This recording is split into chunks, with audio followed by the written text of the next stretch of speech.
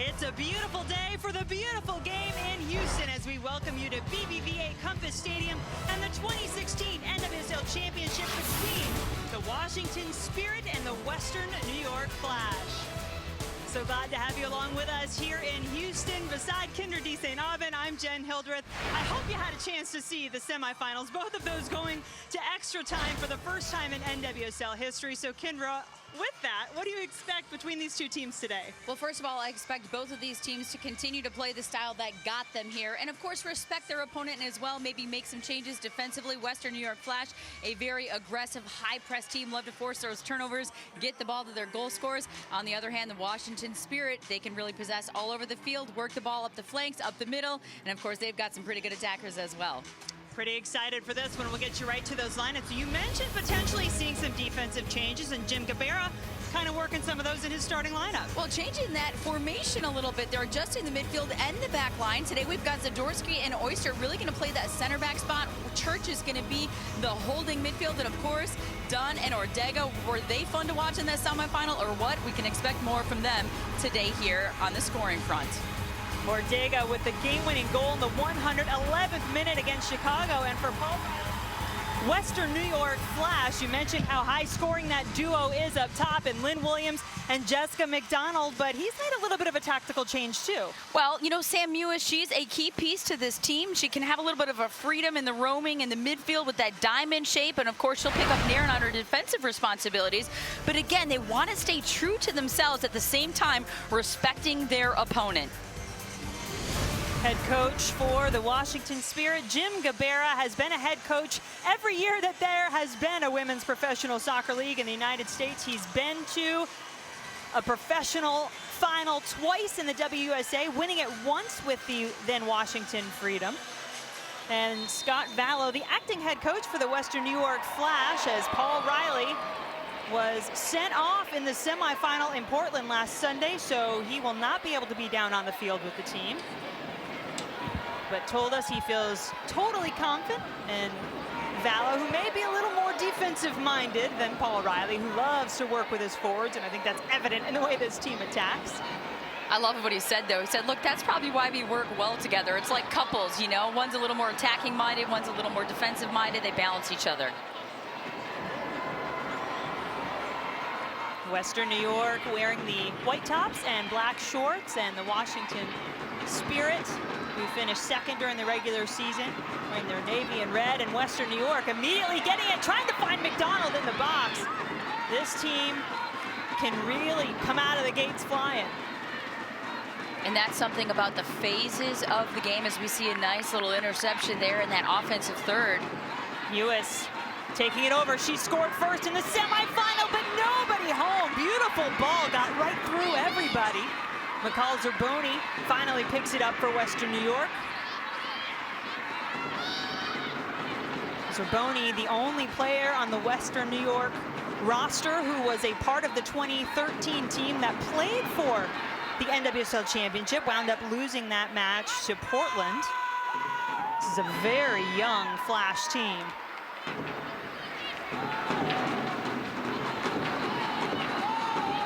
Zerboni gets it up to McDonald. Lynn Williams, the Golden Boot winner and MVP, hovering in the middle of the field as Mewis turns it over. They get it back through Zerboni. She tries to take a shot, has it blocked. Captain Abby Urseg cannot keep it, so now the Spirit with a chance to try to move forward. And Didasco getting well into the attack early in this match.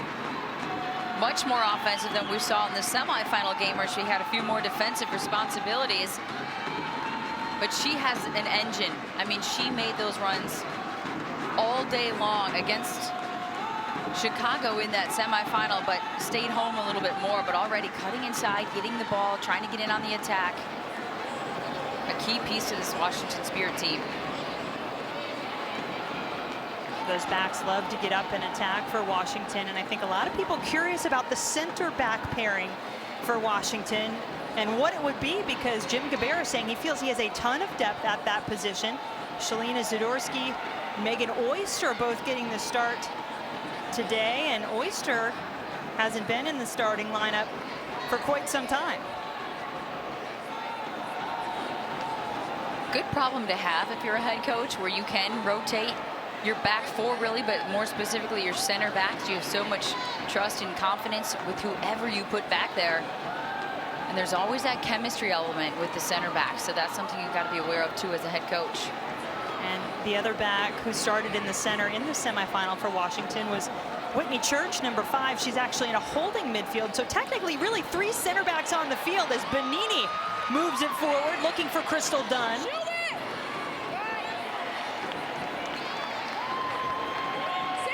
And Allie Krieger, the captain, coming up to take the throw. Tori Huster, another long-time Washington Spirit member. McDonald is going to hold up, has Williams.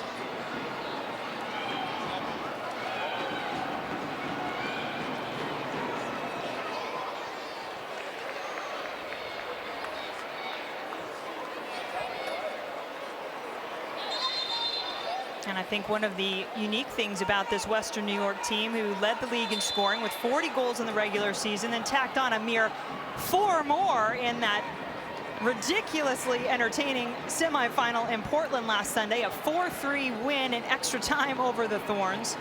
Playing with those 2 front runners been so dangerous, and Mewis, what a playmaker she is. She can take the shot too, but that one is right at Kelsey Weiss. What a nice little turn there by Mewis. She saw some space in front of her. Got a good right-footed strike on this. A little bit of a move, cuts it inside, gets it on that right foot. Easy save there, though.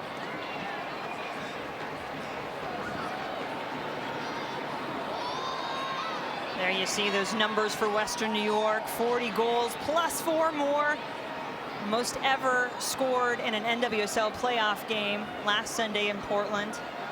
And more than half of those, Kendra, coming from Jessica McDonald and the Golden Boot winner, Lynn Williams. Well, that long throw. I mean, nobody was expecting that long throw with Jessica McDonald. Long ball over the top, but not going to get to Krieger. But you're right, that go ahead, because that was an incredible weapon to see. Well, it's something they train and they work for. And of course, on the opposite side, Portland worked on defending it as well with that set piece. But sometimes the ball bounces your way. She's got that weapon with the long throw, and Western New York took advantage. And in case you missed it, Jessica McDonald's long throw-in accounted for 3 of their 4 goals, which is pretty incredible.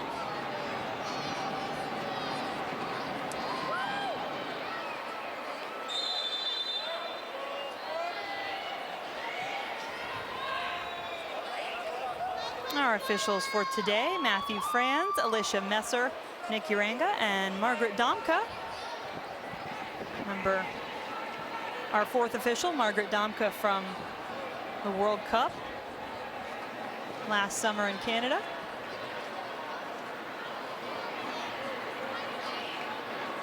Zerboni trying to get it to Williams. Ton of speed out there. And Williams looking to cut it back, and Megan Oyster stops her, but now an early corner kick chance for the Flash.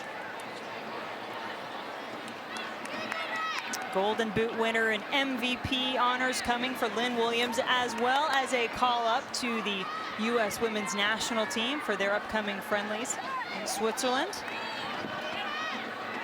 And she may be the most humble player I've ever spoken with. Everything about her team, but she has been a huge part of this team. There is the corner, far post, header in the back of the net, but a foul is going to negate it. They're going to say maybe a little bit of a push off here, as Alana Kennedy, another one of the targets that Western New York Flash is always looking for. She got on that one on that far post. Take a look, another great ball in. Right to that far post. So Urseg maybe got called with a shove there, but I didn't see a ton of contact. Abby Urseg, the captain, such a tough player in the center of the field for Western New York. And a key part of that long throw-in we were talking about with Jessica McDonald. She is often the target, Urseg, and manages to flick it on, and they say they communicate a lot in the game. They were talking in that Portland game, and Jessica came running over to her and said, hey, I need you to do this. This is what I've seen. Abby Erceg executed perfectly, and they wound up with a couple of goals. Didasco plays it back.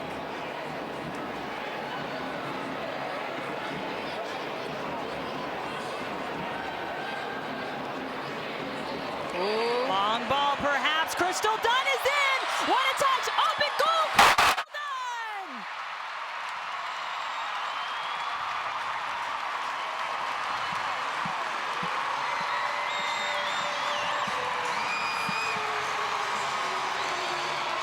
Well, we talked about Western New York Flash being dangerous on those balls in over the top, playing direct. Well, Washington Spirit, they have a speedster of their own. Crystal Dunn rode that line perfectly.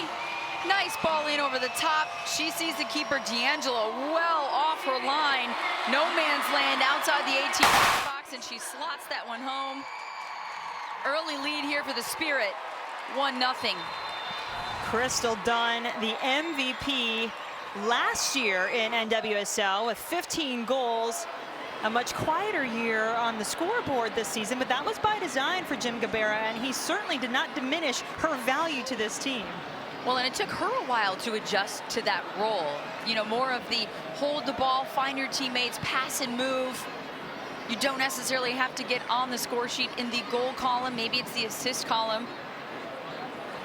And Gabarra said, look, I don't want our team to be reliant on one player to score our goals. We need a lot of talent. We need to share the ball. But Crystal Dunn getting the job done there. They'll back heel from Zerboni, working with Jaylene Hinkle. High pressure from Dunn. That's something she prides herself on. And you know, that wasn't a breakaway. She had two defenders tracking back. So again, maybe D'Angelo off her line a little bit too quickly. It's tough to judge as a keeper because once you go, you got to go. But man, she was even just outside the 18 where she can't use her hands anyways if she had gotten to the ball. Right. And with Crystal Dunn's speed, it's tough to say. Really a beautifully weighted ball sent in by Megan Oyster, who's in the starting lineup for the first time since September 3rd, a match between these two teams that wound up in a 1-1 draw. Let's take another look at that goal and the service from Oyster. She lifts her head up. She sees Crystal Dunn. They've got made a little eye contact maybe to know she was making that run. And you had two defenders tracking back. And Dahlkemper, and I believe the other one was Kennedy. But by that time, D'Angelo well off her line. 13-1-0 when scoring first for the Washington Spirit. So you know they're playing with a ton of confidence, but not relaxed, not with the way that this Western New York team just keeps coming at you. They're fairly relentless, as they have been all season long. And while they certainly enjoy being the team to score first, Western New York, they've also proven they know how to come back. Did that quite a few times down the stretch this NWSL regular season.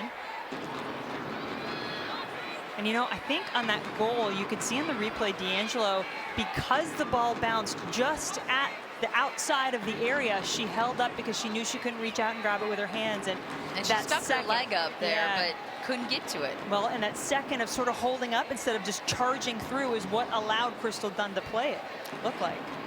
Seems like oftentimes you see keepers, when they realize they're getting to the edge of the 18, they just charge through it and get it with their body, knowing they can't get it with their hands. Instead, she tried to maybe get it with her leg. And really, Washington Spirit hadn't even been in this third of the field. I know we're only a few minutes into the game, but the ball had been on the other end with Western New York's offense for most of the first 10 minutes. Now that's a little reminiscent of the first meeting between these two teams. It was a 3-0 win for Washington in that one back on April 29th, and Jim Gabarra flat out told us that he felt the other team, Western New York, had really had the better of the play, but Washington just found a way to be efficient in front of goal, and they withstood the barrage of corner kicks and long throw-ins and everything else that the Flash brought at them that day. Tori Huster to back to Christine Nairn, the team MVP, the engine in the midfield, who finds Didasco. Back to Huster, looking to send Crystal Dunn through. Lynn Williams, just 23 years old, the youngest member of the best 11 for the NWSL this season. Mewis comes in wide open, cuts it back, right foot, shot from Mewis, and we're even!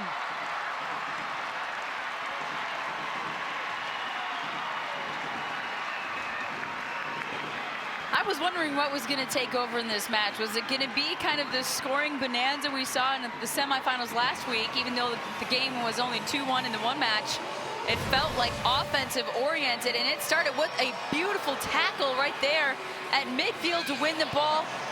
Lynn Williams fights off Huster in the middle. She's looking, almost waiting for McDonald to check into that space, but instead Mewis comes into the middle wide open.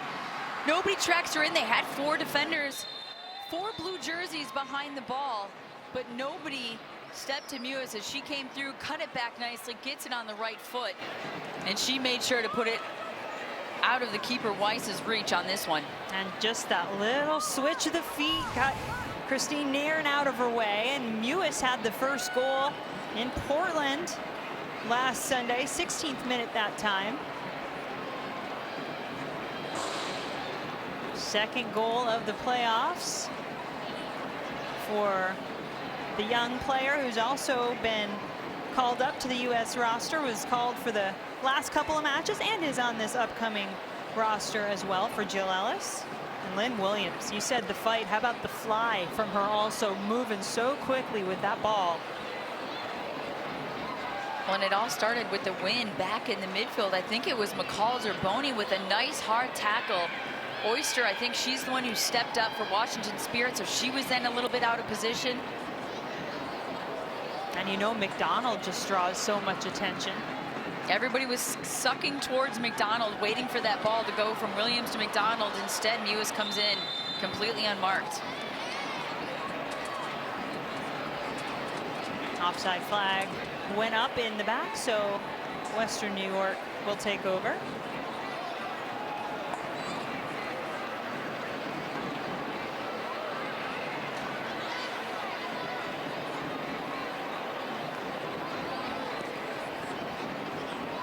Not a good distribution there from Sabrina D'Angelo. Just sends it right out of bounds, and then it'll give it back to Washington.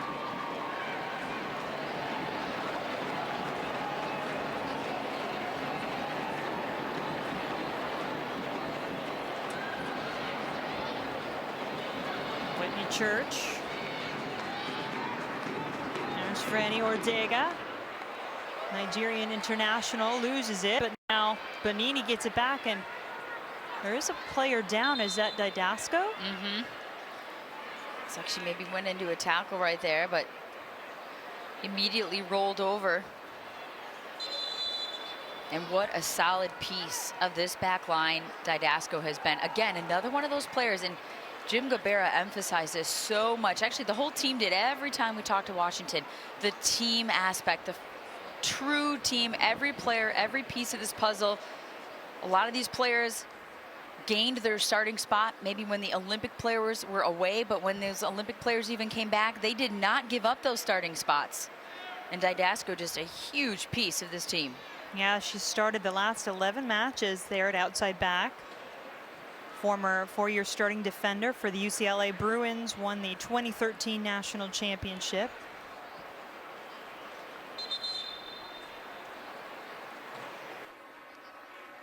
Gosh, I hate to see that. Clearly in a lot of pain. And that'll get some players moving on the Spirit bench. It's Alyssa Kleiner you see there.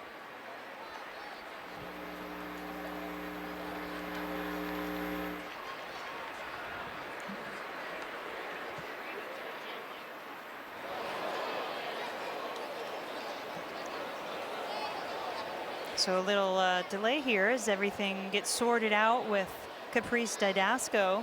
Kendra, pretty frenetic first few minutes. Well, and I think both sides just want to get off to a good start. And maybe now you throw that who scores first thing goes out the window, right. That stat, right? Because Western New York able to answer so quickly, but that is the the talent of that offense. We talk so much about Lynn Williams and Jessica McDonald, but when you've got Crystal Dunn and Ortega and Bonini on the other side, it's, if you like an offensive-minded game, you're going to want to tune into this one. Allie Krieger says, bring it on. Exactly. All the time we talk to her, that's what we say for the offense. And we'll see if we can get another look at what may have happened to Caprice Didasco. So you can see here, they're just trying to play the ball out. Nothing malicious. It just looked like a ball. She's trying to, you can see Ortega there trying to make the turn. Just some good defense. Not a lot of contact either. Not a lot of contact, nothing. Doniak just coming in to try to make a tackle as she was coming back for the ball.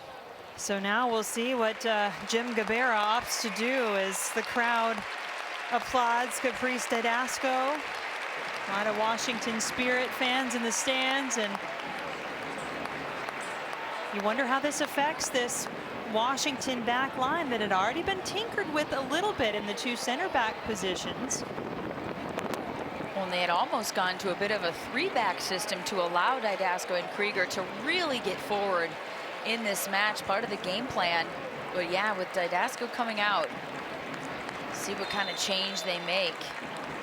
Mentioned Alyssa Kleiner and Estelle Johnson, one of the other players that were warming up over there on the sideline for Washington. Kleiner did start 12 matches, had plenty of experience for Washington this season, part of that team depth you were talking about.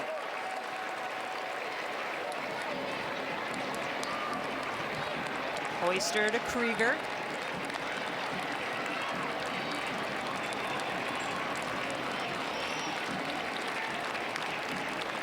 And look at that, that's Whitney Church, who's dropped back centrally now. She started in a holding midfield position. Number 5, Whitney Church, right in front of the goalkeeper, Kelsey Weiss. Zadorsky to her left, and at the moment, no true left back, so to speak. Dunn scored the game's first goal, still on it. Working with Bonini, trying to spring Krieger. And Krieger again continuing to push well up into that offensive third. Quick restart off the handball on Lynn Williams. Bonini turns, takes a shot on the ground, took a little bit of a deflection that slowed it down, and no problem for D'Angelo.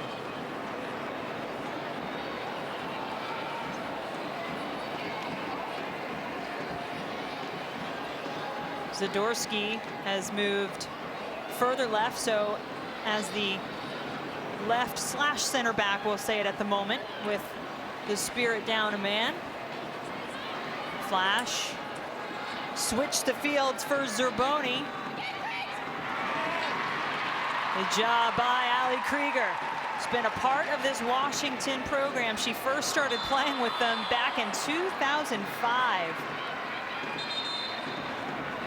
And now Washington will make the substitution.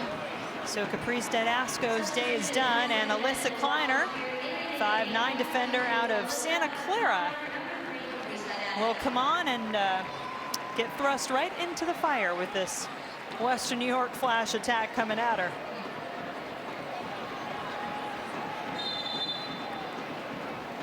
As we said, plenty of experience for Kleiner this season, has appeared in 17 matches, started 12. Dunn trying to work on Hinkle. Nice work by Crystal Dunn. That's a tough ball.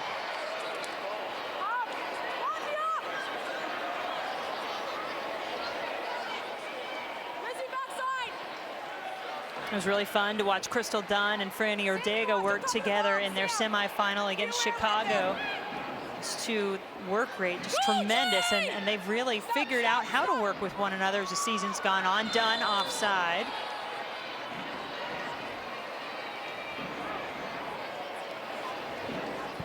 Every weekday morning, Skip Bayless and Shannon Sharp go head-to-head on the day's hottest sports topics. Undisputed with Skip and Shannon weekdays at 9:30 a.m. Eastern, 6:30 a.m. Pacific, only on FS1.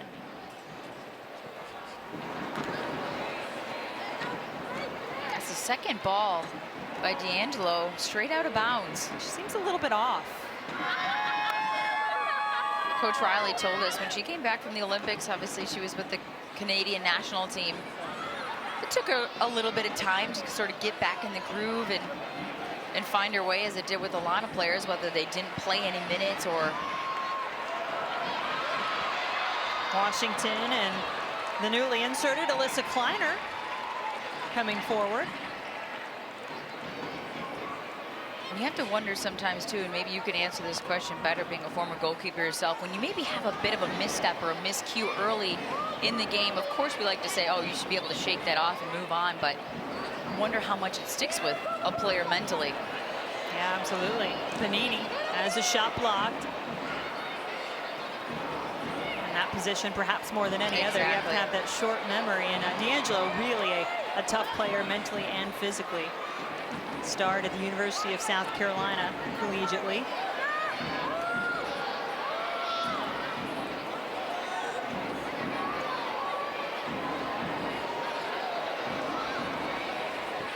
Spirit a little off that time. And Urseg, though, can't control it. Winds up back at the feet of Dunn.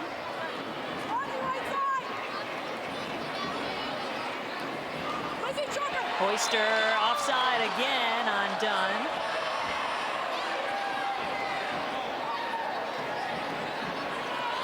Washington Spirit, if you remember, had a chance to clinch the Supporters' Shield, but just couldn't quite get it done. In the last couple of games of the season, they dropped to second after back-to-back losses to finish out the regular season. Western New York battling their way into the playoffs. They clinched a spot on the final day of the regular season, had to get a point in their final game against Boston, and they did that with a 4-0 win.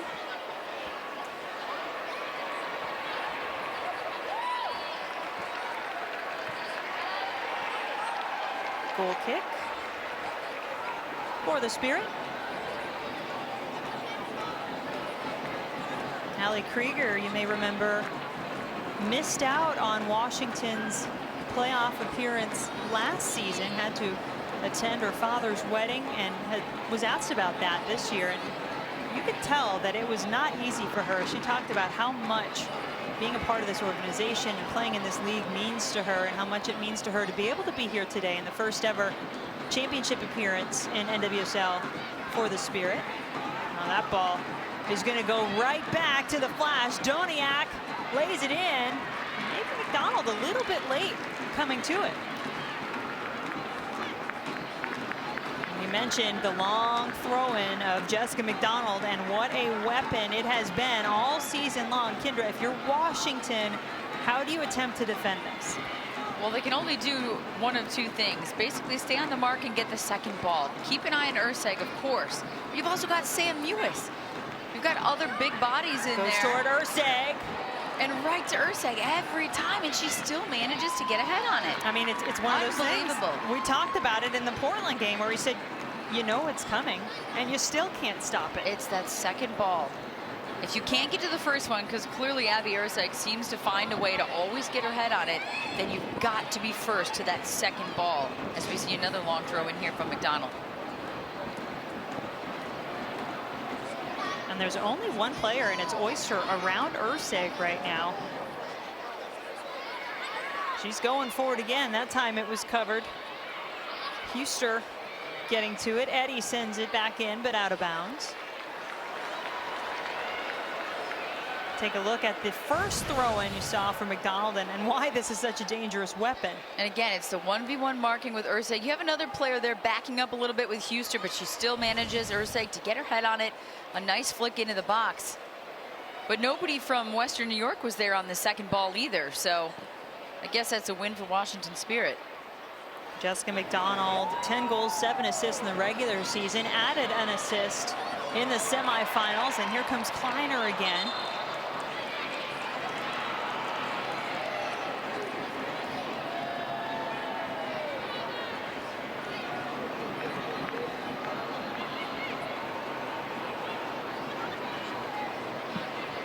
Elizabeth Eddy, what a vital role she has played in that right back spot, a position she had never played before this season, but she's been there all season long for Paul Riley's team. Nairn tripped up by Zerboni.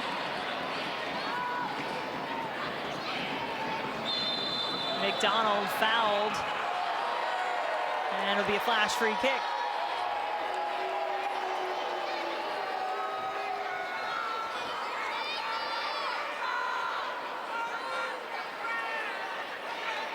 I would do exactly that. A quick restart, keep possession. Hopefully D'Angelo can, there she goes. Just play it simple, keep possession rather than launching that ball at 50-50 when you're in your own half of the field.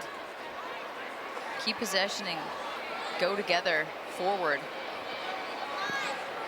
Or try to pick out those targets up top, and that's certainly another method of attack for this Western New York team, one that they have gone to quite a bit and obviously found some success with this season.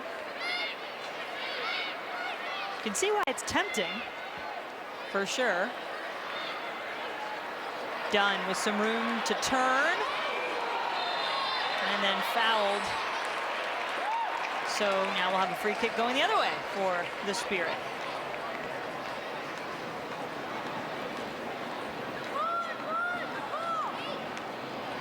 Both of these teams have won championships in other women's professional soccer leagues. The Washington, then Freedom, winning it in the WSA in 2003, and then Western New York Flash winning the 2011 WPS championship. So you can get one in NWSL today as Bonini trying to pick out Dunn. Maybe a handball, no whistle. Krieger has it, crosses it in. Not a great clearance, right back in the middle. The shot by Nairn is wide. You could see her reaction. That ball rolling back towards her. And just a miss clear there with the header by Liz Eddy. Nice ball served in. Nobody on that far post, but she clears it right back to the middle. Down on the ground. And Nairn just not able to stay over that one and hit that one on frame. See Nairn assisted on the game-winning goal in extra time against Chicago in the semifinals. Williams will always keep on running. Haven't seen her stop yet for this Western New York team.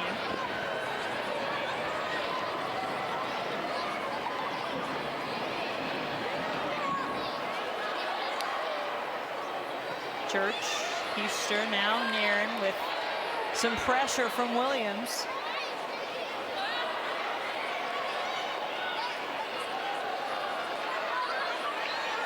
Alana Kennedy, the Australian national team member on that back line for Western New York. Now Mewis, who just turns right around Ortega.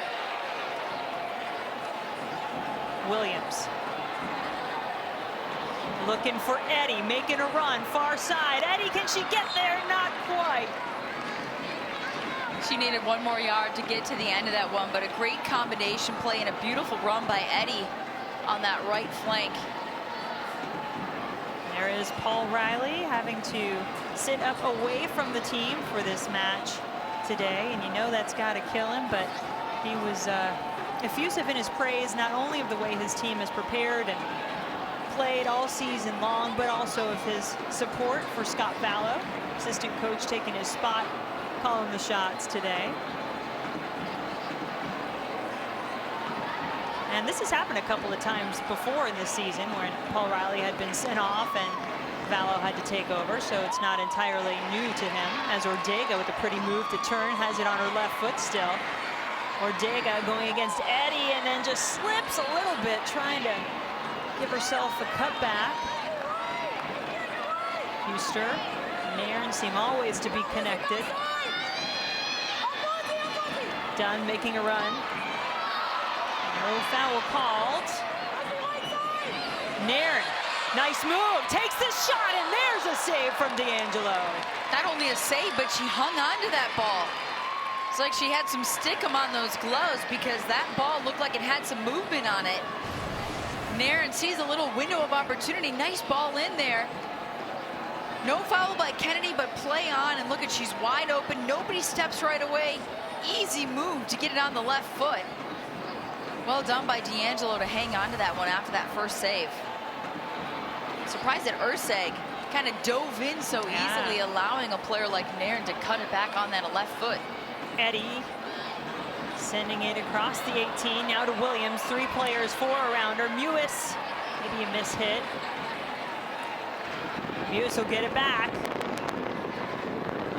Mewis trying to get to Doniak. A fun young player to watch is Sam Mewis as well. And actually, it is the 9th today, right? October 9th. It's her birthday. Is it really? 24th birthday today for Sam Mewis. Already has one nice present in the form of the tying goal back in the 14th minute. She has her eyes set on a little bit of a bigger prize, though.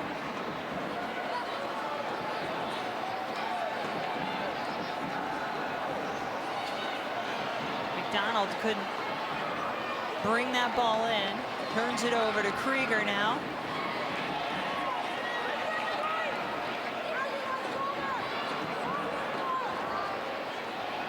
Zadorsky. Kleiner right on that sideline, and it'll be Western New York ball.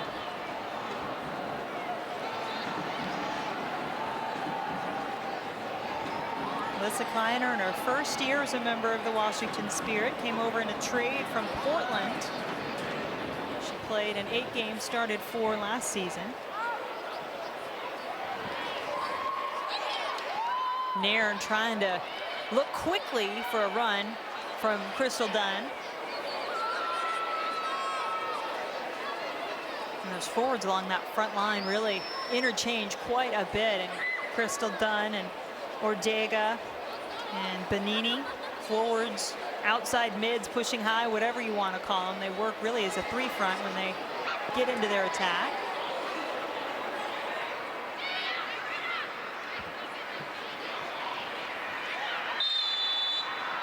I would think that's going to be a really fun battle as it picks up throughout the game. McCall Zerboni and Ali Krieger, 2 very similar style players, just hard-working, physical, but tactical and technical as well.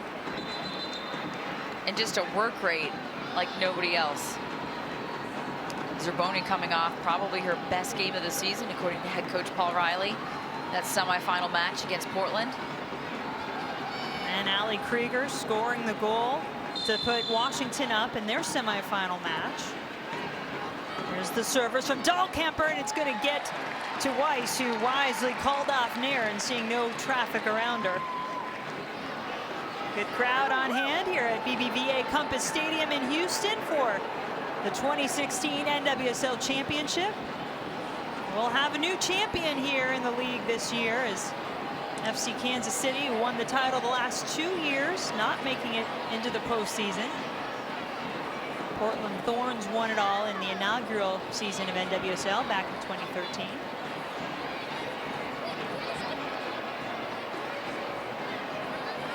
Maybe asking a little much from Mackenzie Doniak. Well, and all the runners were checking too. You had McDonald sort of checking too. Doniak going out wide to create some space. So nobody running in behind as Liz Eddy took her head up and launched that ball in over the back line. Weiss has her distribution a little off the mark, as we've seen from D'Angelo a couple of times. Coming up at halftime, be sure to stay with us as U.S. Women's National Team Captain Carly Lloyd will join us live in the booth. We'll also have first half highlights and stats. Surprise, Carly's in town. Know she's been traveling all over on her book tour. Look forward to catching up with her as Dunn showing off some moves again. Has that ball on a rope at her feet. Oh my goodness. Still going, gets it to Krieger. Krieger's left-footed ball headed out by Mewis. Such a presence in the air. Eddy heads it down, but is immediately pressured by Kleiner. One thing you know Dunn's not going to do is go down. She's not going to dive. She's not going to go down easily. She keeps that ball in. Look at those strides. Cuts it in. She's battling that physicality. Hinkle's got her arm around her. Zuboni's coming in to double, and she still keeps the ball at her feet. Finds Ali Krieger, who serves a nice ball in. And what we didn't get on that footage right there was the first Cruyff she had all the way back at midfield. She did that thing at such pace. Normally you do a Cruyff, you kind of dilly-dally. I mean, she was off to the races with that move.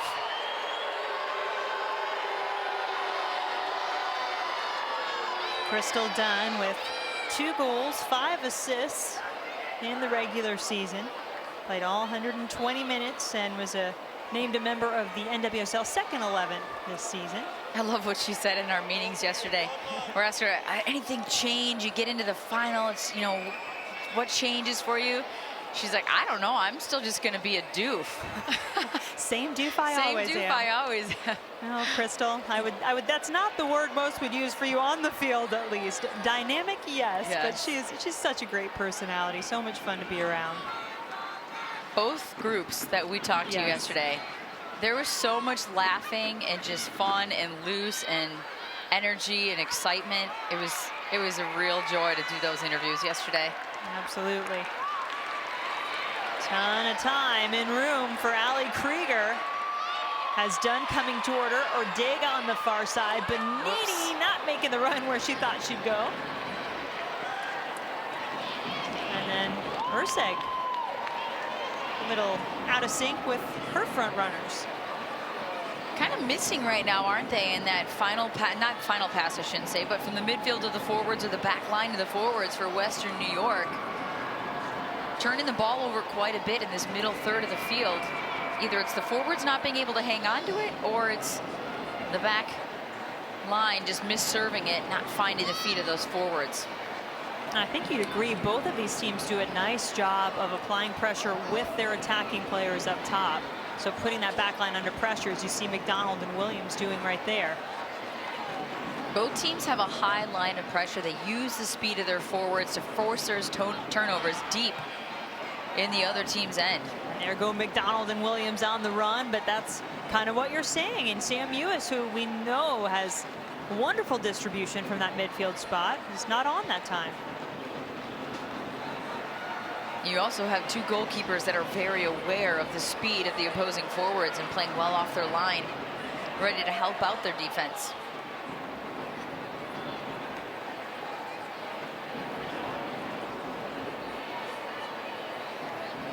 Crystal Dunn and the Washington Spirit took the lead early in the 9th minute of this one, and then just 5 minutes later, Sam Ewis equalized for Western New York. So here we sit tied with just under 5 minutes to play in half number 1. A little pace on that pass. Take that, Hinkle. Just a laser right at you. She's trying to ping the ball over there to get it with pace, but that's a tough one to handle.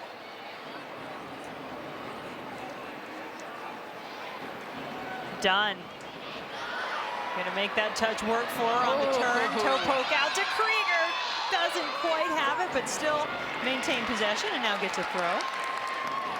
I thought she might have been off, Crystal Dunn.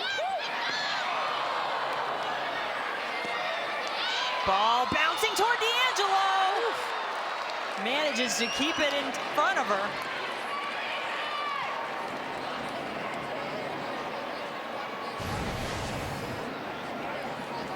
Wow, look at that, a nice little side volley. Somehow gets deflected in front, and Krieger seeing maybe a little bit of an opportunity. D'Angelo doesn't handle that one cleanly at first.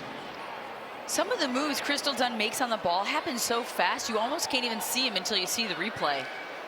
Some of the little cheeky things she does with the ball at her feet, it's sort of like watching when we watch Tobin Heath. We get confused about where she's going and what she's doing. Just fun to see. Nairn lifts her head. She tried to dummy that one out the other side. Yeah, and Doniak was right there on the back of Huster. Look at McDonald really sucking back in the midfield now to help defend as well. She came all the way back behind Mewis on a ball a few minutes ago. And what a year it's been for Jessica McDonald, a player who's just been all over this league.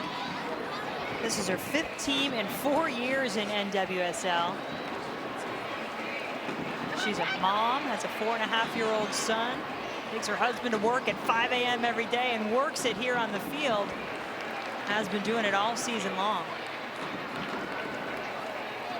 And wasn't it fun talking to her yesterday and seeing the reaction of her teammates? We heard that story from Paul Riley about how Jessica McDonald got up at 5 a.m. every day, and Lynn Williams turned and looked and said, that's the first time I ever heard that. I had no idea she did that. Isn't that even more credit to her? Yes. The fact that she never showed up at training and complained about the fact that she'd been up since 5 a.m. taking her husband to work, assuming she's got to get her 4.5-year-old up at that time too. Can't leave him at home. Maybe gets a nap in, drops him off at school, goes to training. Yeah, the fact that she had never once complained about it, never said a word to anybody at practice. Says a lot about her. It does. Good step in by Zerboni. She has Lynn Williams if she has the right ball. Williams trying to make her run, holds up. As Doniak far side, Mewis. I almost wish Mewis would have just taken a touch and rip another one on goal there. You saw her pick her head up. She saw Doniak on that far right side, but if you look at where Mewis was on the field, she can easily rip a shot from there. Had time to take one extra touch, get it on that right foot. And you could tell by her body language as soon as she hit that ball and it went out, she wasn't happy with her decision. Yeah, other than the goal, you know, Mewis has been off in a couple of touches. We've said that. And there you see Jessica McDonald's family, Jeremiah. Hey, mama's working hard out here, buddy. I know, it's hard. 4.5-year-olds, you can't keep their attention that long. I think he had a Teenage Mutant Ninja Turtle or something there that had his attention. Hey, gotta bring the turtles.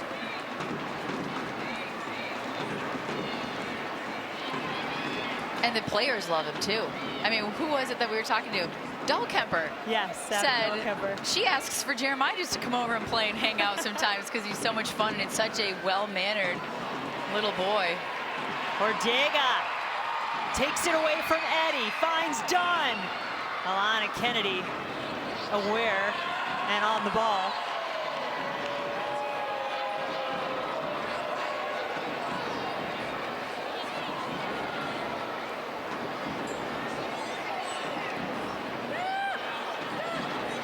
That ball cleared right to Naren.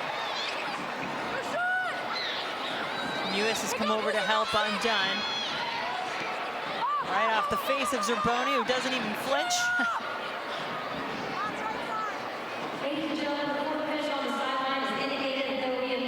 Minimum of 3 minutes of stoppage time added on to the first half here.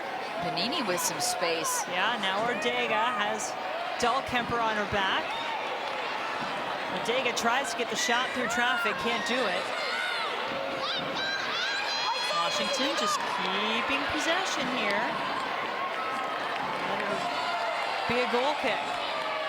There's some space and time in the midfield right now for the Washington Spirit when they go forward. Benini's had been able to take a couple touches. Huster, Naren. Really, Urseg and Mewis stretched pretty thin in there right now, trying to trade off marks in the middle, especially with Krieger pushing so high on this right side. Some time and space for the Spirit if they take advantage in that midfield.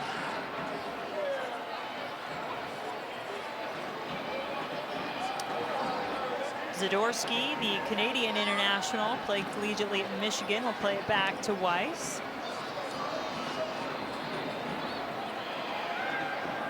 Doniak, time to turn. McDonald and Williams right next to one another, but nobody stepping to Doniak. Williams, great step in by Oyster.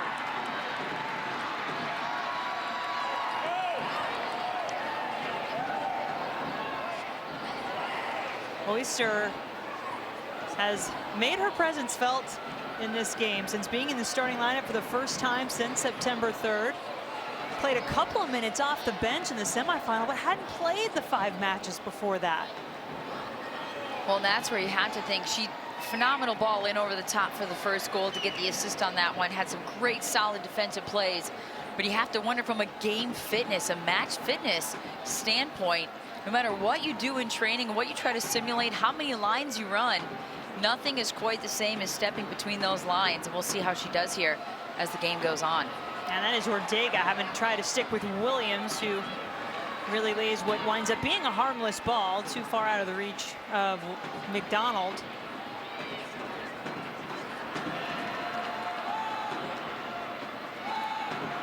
Just missing on that one. Getting towards the end of the first half here, maybe tough to make all of those runs off the ball on those give and goes. Gotta look at Oyster. Second year with the Spirit. 13th overall pick a year ago out of UCLA.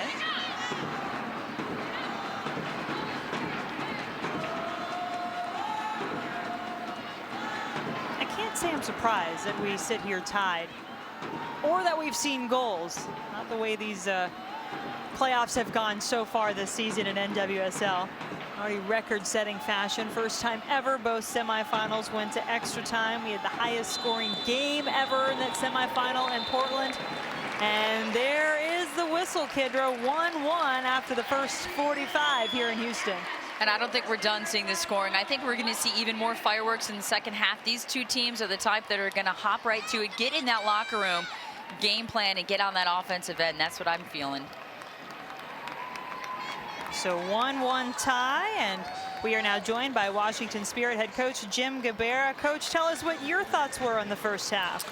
Well, first of all, I want to send out my thoughts to my Jennings family. My thoughts in the first half, I think, you know, we went with a secondary shape, which we've been working on for most of the season, which we thought was a good matchup against Western New York. And, you know, I think for the most part, we did a decent job. I think there's times where we can certainly swing the ball a bit quicker. We need one change of point of attack per possession, and I think we got a little anxious and forced it through Crystal a little bit too much.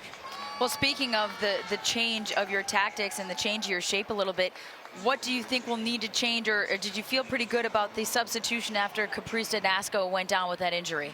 Well, that was a choice we had to make. Do we change our system, or do we just plug in our flank player reserve, which was Kleiner? So we felt it was a good option for us because she's got a lot of pace out there. We just got to get her playing a little bit deeper for her starting position on goal kicks, but we'll be good. Coach, thank you so much. Thank you, guys. Appreciate hearing from Washington head coach Jim Gabarra.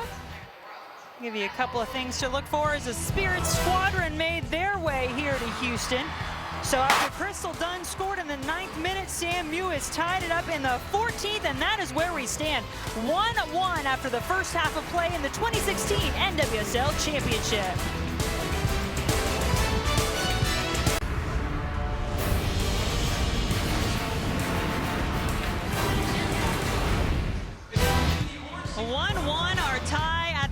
Here in Houston between the Washington Spirit and the Western New York Flash in the 2016 NWSL Championship.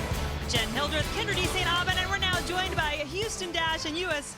national team player Carly Lloyd. Great to have you with us. I'm glad you're here. I thought you might still be traveling around the country with your book tour. The book tour ended last night. Yeah, so it's great to be able to be a part of this. Unfortunately, I wish I was out on the field, but it's great to be supporting the league. And I'm giving your book a little love here, holding it up. How has this gone, by the way, though? What's this been like for you? It's been good. I'm going to be honest. I'm tired. It was a very successful book tour. It was great. It was great seeing so many fans and so many people at my signings, and just kind of grind it out and get my name out, get the book out. I mean, it was fantastic. So I'm proud of it. When I saw some of the tweets from some of the fans, people driving 5 hours each way, standing in line, of course, you have to appreciate that. You know they come and do that for your games, but it's even a different story when they're doing it to come and see your book and kind of read your life story. Absolutely. People were coming from all over. There's actually someone from Rio last night that came. Wow. They're going to watch the game tonight. So it's great. I mean, honestly, they've been selling out of books at every stop I've been, and I hope everybody's been enjoying the book. The feedback's been great. So it's, now on to the next national team games. Well, we're going to get to that in just a minute. First, I'm going to get your take, put you in Kendra's spot, analyst spot here for a second. You've played both these teams. What do you think of the first half, and would you have a prediction for the second half? Well, I think the first half, it's been great. I've been enjoying it. It's definitely a midfield battle. There's a lot of numbers from both teams that are in there. The outside backs on each team are getting forward. So it's I think whoever is going to put away their chances is going to come away with the win. I would say Western New York right now is kind of playing more counter attack style, and the Spirit are possessing the ball, and some great things out there. I mean, Crystal Dunn, she's unpredictable around the box. She's been doing fantastic. Really proud of her, and it's going to be a great second half. Well, and there's some players on this team, on this field right now, that are going to be joining you at the next camp. I shouldn't say camp, but the next national team game. And we talked about some players in our interviews with you before the Houston Dash game, like Kalia Ohai and some of your teammates. So what do you think of the roster that's been announced, some players that aren't on it, and of course the players that are specifically in the NWSL? Yeah, it's going to be. I mean, for me, I don't know a lot of these players. I know of them throughout the the league, but it's going to be a great camp. I think it's awesome. I think Jill is doing the right thing. Obviously some big time players are left off the roster, which they shouldn't be stressing out about. It's just an opportunity for some of these other NWSL and college players to get in and get some experience. We've got time. We've got a couple of years, and it's going to be exciting. I hope to be able to help them and, just kind of take them under my wing if I can. Well, we sure appreciate you stopping by. Good luck with everything. Enjoy a little bit of time off, maybe. Wedding and the coming wedding, up. yes. Yeah, I've got 4 days at home, and then on to camp, and then on to getting married. All right, well, good luck with everything. Appreciate you stopping by. That's Carly Lloyd visiting our booth here at the half of the 2016 NWSL Championship. We are tied after the first 45 minutes. We'll have highlights and stats and more coming up from the half in a moment.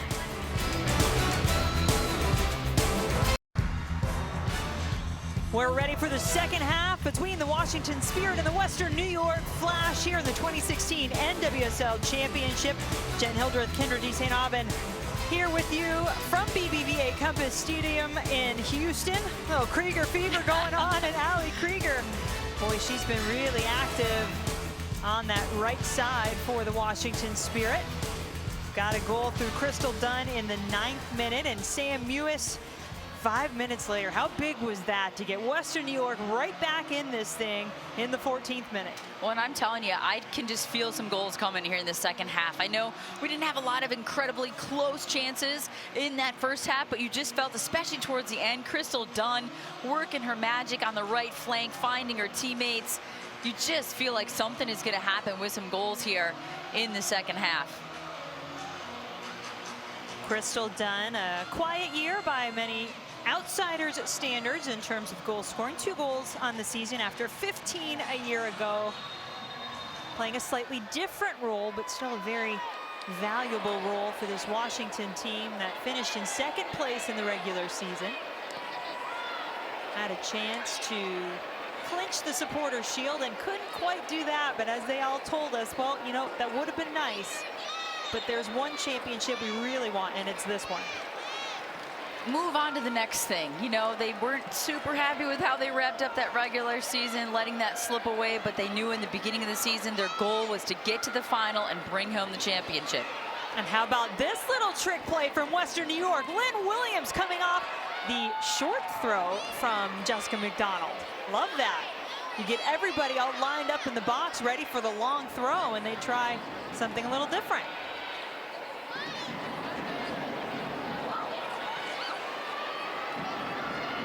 Zadorsky and Alyssa Kleiner, who's playing in that left back spot. Caprice Didasco went off with what we're being told is a knee injury as McCall Zerboni turns it over to McDonald. She's looking pass all the way there. Ursig back to Zerboni. Really doesn't have anywhere to go, but Mewis is there. It's off of McDonald. No space as Doniak will earn a throw here for the Flash. Mewis getting a couple touches again. Once again, having some time on the ball. This time she cut it back on that left foot, and McDonald just trying to get out of the way as another long throw coming in the box. You can bet this one will be long. Watch for Urseg off in the target. It does get a little bit of a flick from Urseg. And then Eddie and Doniak kind of both waiting for the other to get that ball. Benini just gives it back to the flashback line. Alana Kennedy there in that center back spot. Back to Mewis. Doniak calling for it. Gets it, turns, and oh, shoot. Yeah, chunks up a bunch of turf on the turn. She did a nice little quick turn there and spun around, tried to get it off quickly. Now this field has been busy. Houston Dynamo playing here last night, and then there was an international match 2 nights ago.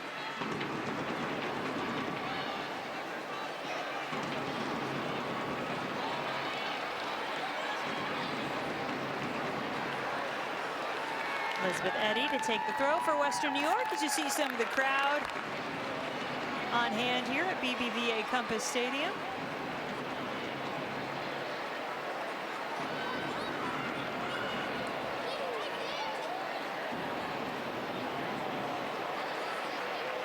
I love when we headed into halftime, we were talking to Carly Lloyd before we came on. She's like, you're not going to ask me about this game? And we said, well, we don't know, how much you even had been able to watch of it, because we know she's running all over the place doing stuff. But she wanted to comment on it and kept a close eye on that first half. And I thought it was interesting what she said, too, with the U.S. team, how there's really a lot of players she's not too familiar with.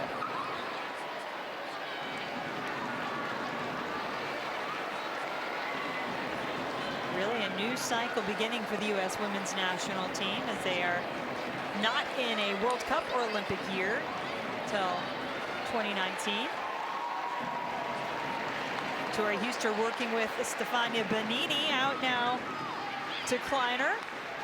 Bonini, and Eddy speeds her way to the ball, but winds up giving up a corner.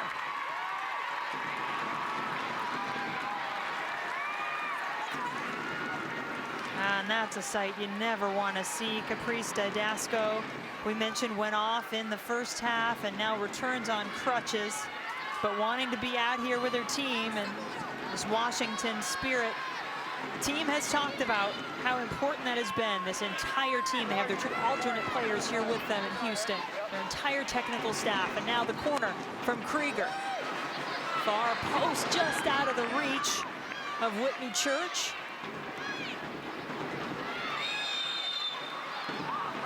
Bonini gets tangled up, and it'll go to Western New York. Well, amongst the fans out here in the stands today, there are some players who were purchased and given to an organization here locally, Gonzo Soccer. Fans across the country bought more than 160 tickets, and several others were donated. Nearly 200 tickets being used by Gonzo Soccer. Monica Gonzalez, her great work in the community here, getting those tickets. KeeperNotes.com also working that campaign to get the word out. Credit both of those organizations. What a wonderful idea to help get some young players here and to watch some excellent soccer. Love that kind of stuff. Now Jen Cooper and Keeper Notes had their second annual women's soccer conference yesterday as well. A lot of great things going on around the match for women's soccer fans.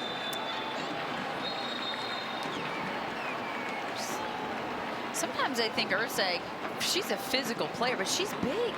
She's strong. So when you match up against some of the smaller midfielders, all she's doing is marking tight right on their back. And she's going to get whistled for those fouls more often than not, sometimes just from the size difference. I mean, Urseg is listed at 5'10", but I feel like she plays a lot taller than that. And she's just thick. She's just solid. She was sitting next to me on the couch yesterday in the interviews, and I felt tiny. Just has a presence in the midfield. Uh-oh, bad touch. That's going to give it away to McDonald. McDonald charging forward with the ball for Western New York. Tries to get it to Williams, but puts it behind her. And Whitney Church breathes a sigh of relief. He's getting a little physical here. But my goodness, Jessica McDonald. She needed to put that one on frame. Yes. I think from that angle, first of all, she goes the distance here after this turnover. Just misplays it right back into McDonald. She takes off, uses that speed. A tough angle to score, but even if she would have shot it on frame, maybe forced a rebound from that close of range, didn't look like Lynn Williams was in a position to receive the ball. She played it behind her. Maybe a little too unselfish on that one. Yeah, I think that she's done that a couple of times. Has really been looking pass first, where she's had the opportunity to shoot. Now Kleiner into the attack for Washington. Be headed right back to her, then out of bounds. And the second Dahlkemper headed that ball out, she's immediately looking to her teammates, telling everybody, push up, push up.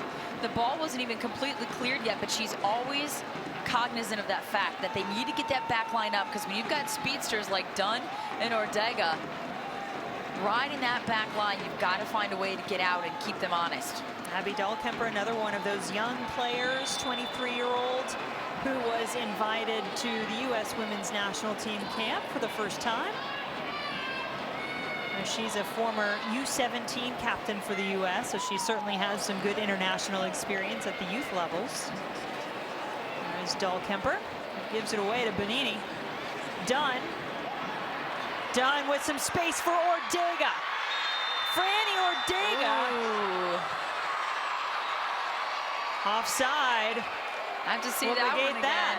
again. Yeah, she seemed at first like she was on, but maybe she had a little too much space. Well, and you could see after the last play, Kennedy looked at the assistant referee on the far side and was kind of telling him, keep an eye on this back line here. So maybe he was even more aware of keeping an eye on Ortega. That was close. And again, a little bit of a turnover in midfield. Gabera not happy about something on this near sideline, having a conversation with our fourth official.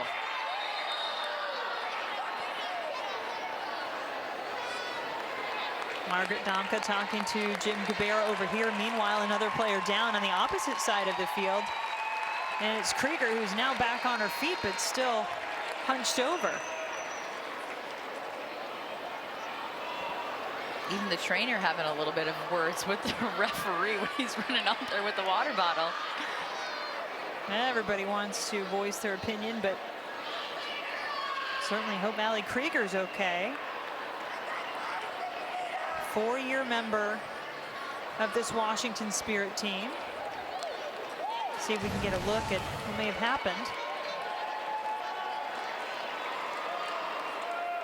Oh, their own teammate. That's interesting. Yeah, I'm not sure what they're complaining about, because Lynn Williams did absolutely nothing but go up for the header, and two Washington Spirit teammates, Oyster and Krieger, hip to hip on that one.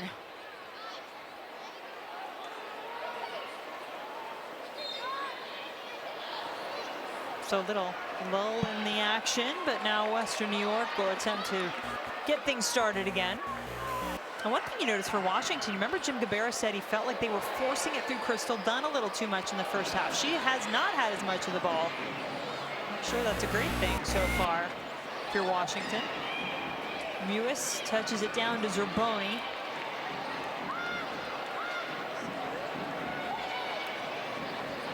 Hinkle making a run. Zerboni gets it back from McDonald, who has a chance to turn. Again, plays it back into some space for Jaylene Hinkle. Corner kick coming for Western New York. Their second of the match. Corner kicks were a huge point for Jim Gabera and Washington in the first meeting between these two teams this season. He said, it was our goal coming in not to give up those long throws, not to give up corners. They gave up 11 corner kicks in that match, but they somehow did a good job and stood tall defensively, as they've done in the run of play so far in this match. See how they do on this corner. Low driven ball. Oh, look at that. Weiss coming out into traffic. Out into traffic, then looked like she got tangled up a little bit, somehow manages to hang onto the ball as she's going down to the ground. Watch this ball in. Right over. Just got tangled up a little bit. And Lynn Williams is going up, and you know, it started as a low driven ball and kind of kept rising right up. In fact, a little too far out of the reach of Williams.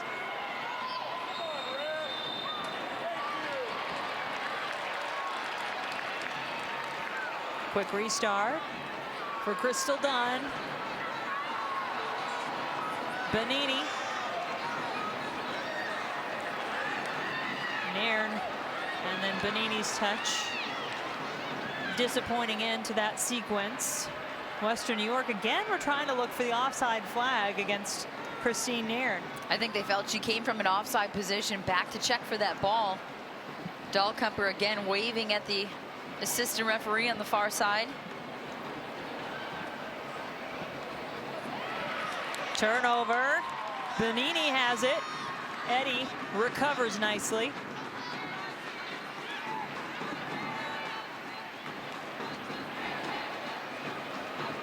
Bonini really moving all over, but a little off on her pass back to Huster that time. Bonini touching the ball a lot more in this game than she did in the semifinal, being much more involved. It seems like she sucked into the middle a little bit more with those outside backs coming forward as much as they have been. And Bonini, the leading scorer for this Washington team during the regular season. 5 goals, 1 assist, all 5 of those goals coming in a 7-game stretch. But remember, she did miss some time. The Argentinian international with a knee injury was out about a month and came back late in the season.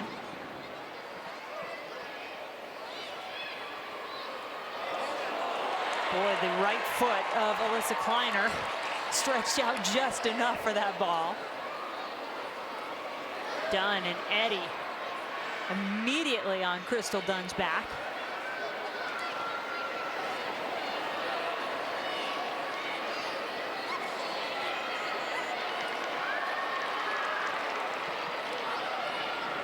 Western New York ball. A slow start to the second half, although I guess we did have the fastest goal in NWSL championship history to start the first half in the 9th minute through Crystal Dunn. Set the bar pretty high.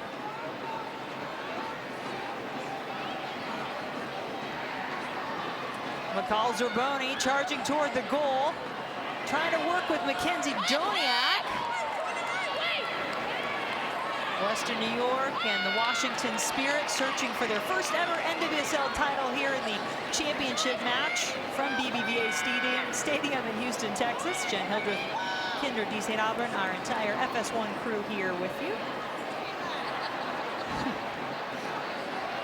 I laugh because Scott Ballo, you see him smiling over there. The acting head coach for Western New York just got hit with the ball from the ball girl and turned around and gave her a little smile.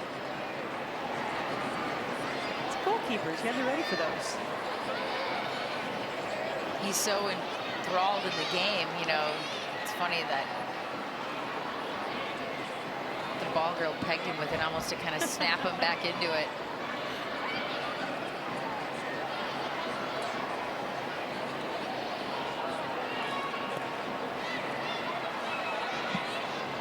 Do you feel like this pace a little more to the liking of Washington than what Western New York would prefer?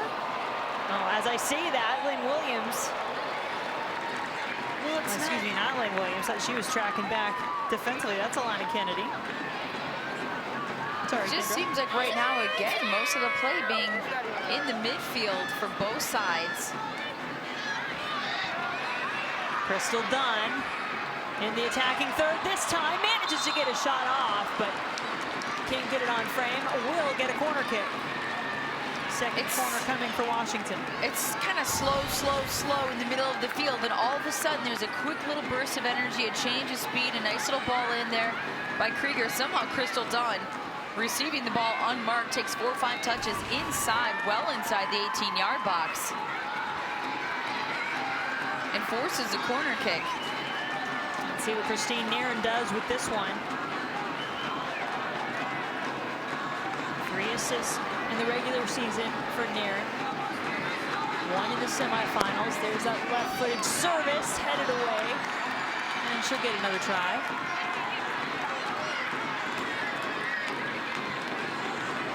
Western New York, one of the taller teams. Very tough to get around in the air.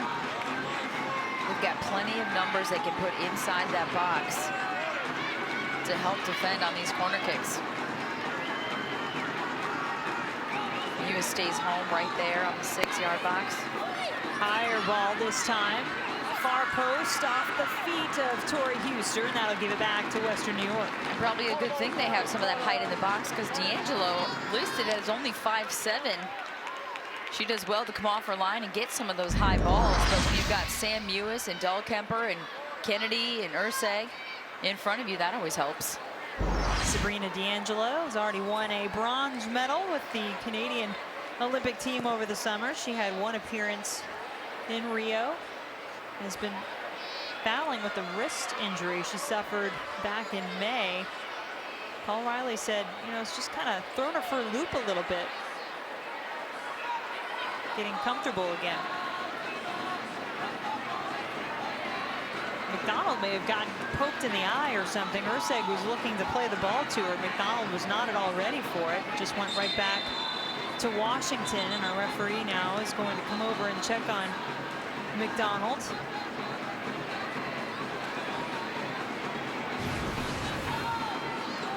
Take another look as she goes up for this header. Oyster comes in, kind of jumping in over the top. Maybe caught her a little bit with the left elbow. I'm not sure if she's actually bleeding and that's why she needed to come off, or just took a bit of a knock and the referee blew the whistle. Right, I mean, any time a head injury, you certainly want to pay very close attention, make sure no concussion symptoms to worry about. And it didn't look like she extended her arm to elbow her in the head. It was more just the way she leaned in and the elbow caught her a little bit.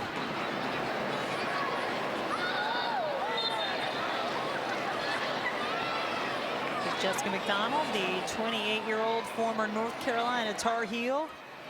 Such a vital part of this Western New York team. At the moment on the sidelines, getting evaluated. Looks like she is ready to come back in, and now does.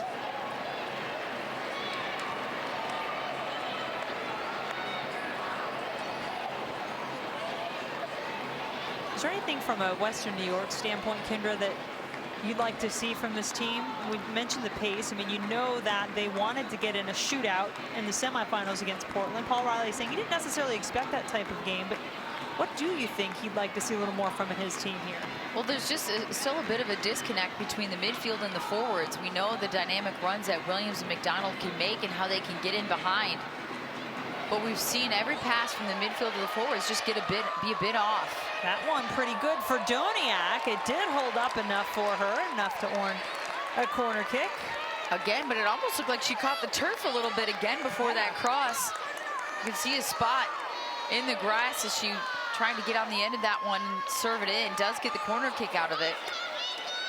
Doniak in her rookie season out of the University of Virginia, where she left as the Cavaliers' all-time leading scorer.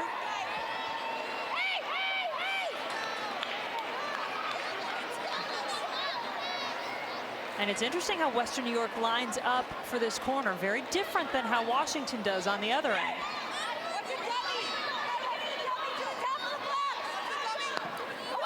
There's the service bent in toward the near post where honestly nobody was for Western New York, but the ball falls to the feet of Doniak, serves it in, far post, headed down by Williams. Well, she manages to rise up and get her head on that one. And a nice ball served in after it was cleared out by the Spirit. But you could hear the communication by Washington on that ball in when, on the first corner, when Jessica McDonald checked to the ball, they were all yelling, "It's a dummy, it's a dummy." Watch the run on top of the box. That's why you do your homework coming into these matches. Again, Flash just a little off in their connections.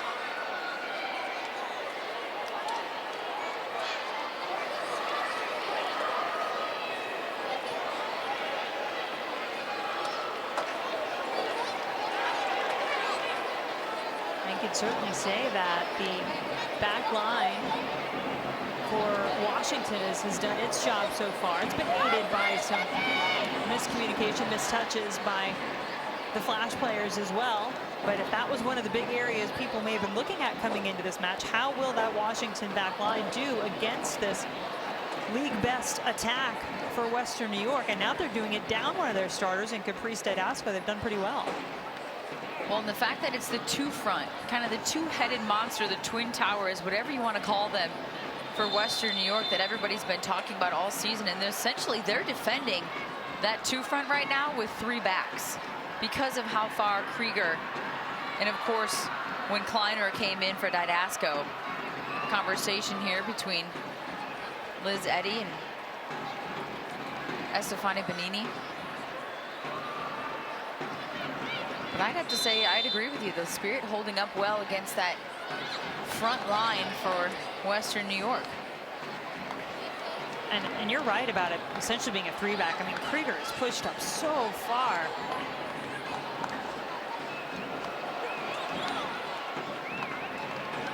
There she is on the ball, trying to get it to Ortega.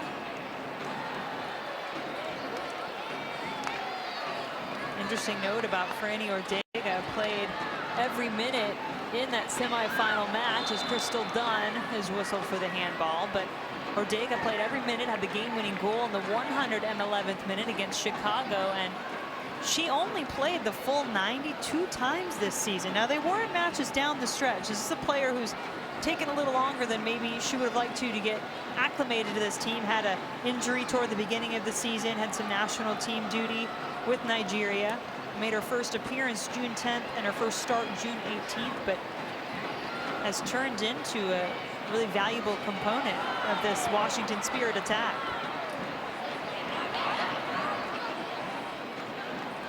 And as we just credited the back line for Washington as Zerboni gets the handball, I think you'd credit Western New York's back line too. I mean, they've held strong.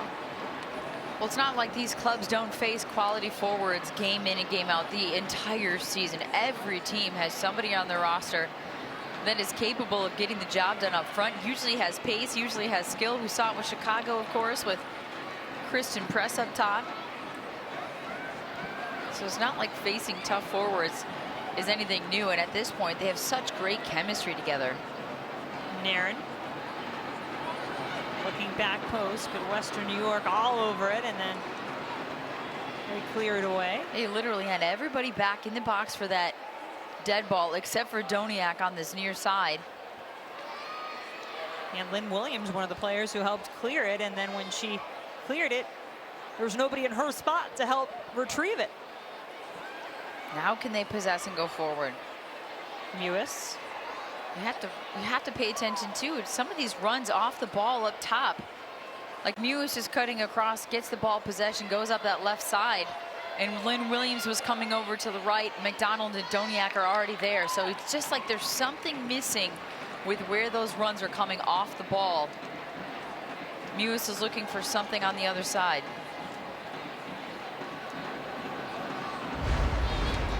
Two of Europe's best collide when the Netherlands battles France in a huge 2018 World Cup qualifier. The action begins tomorrow at 2 o'clock Eastern on FS1, or you can always watch it live on Fox Sports Go as well. Got to see the Netherlands and the U.S. play on the women's side in Atlanta last month. That was a fun match to go see. Bonini is down on the ground. Huster has it, and Bonini's still down for Washington in the middle of the field. Krieger sees an opportunity to go forward, though.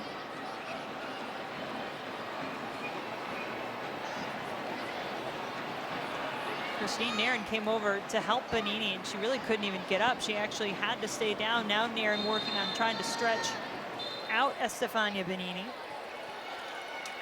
It's like more of a cramping going on, which is why Nairn went over there to try to help her out, and then she told her teammate push up in place of Bonini. Bonini, one of the players, really carried this Washington Spirit team when some players were gone for the Olympics. Was the NWSL Player of the Month in July.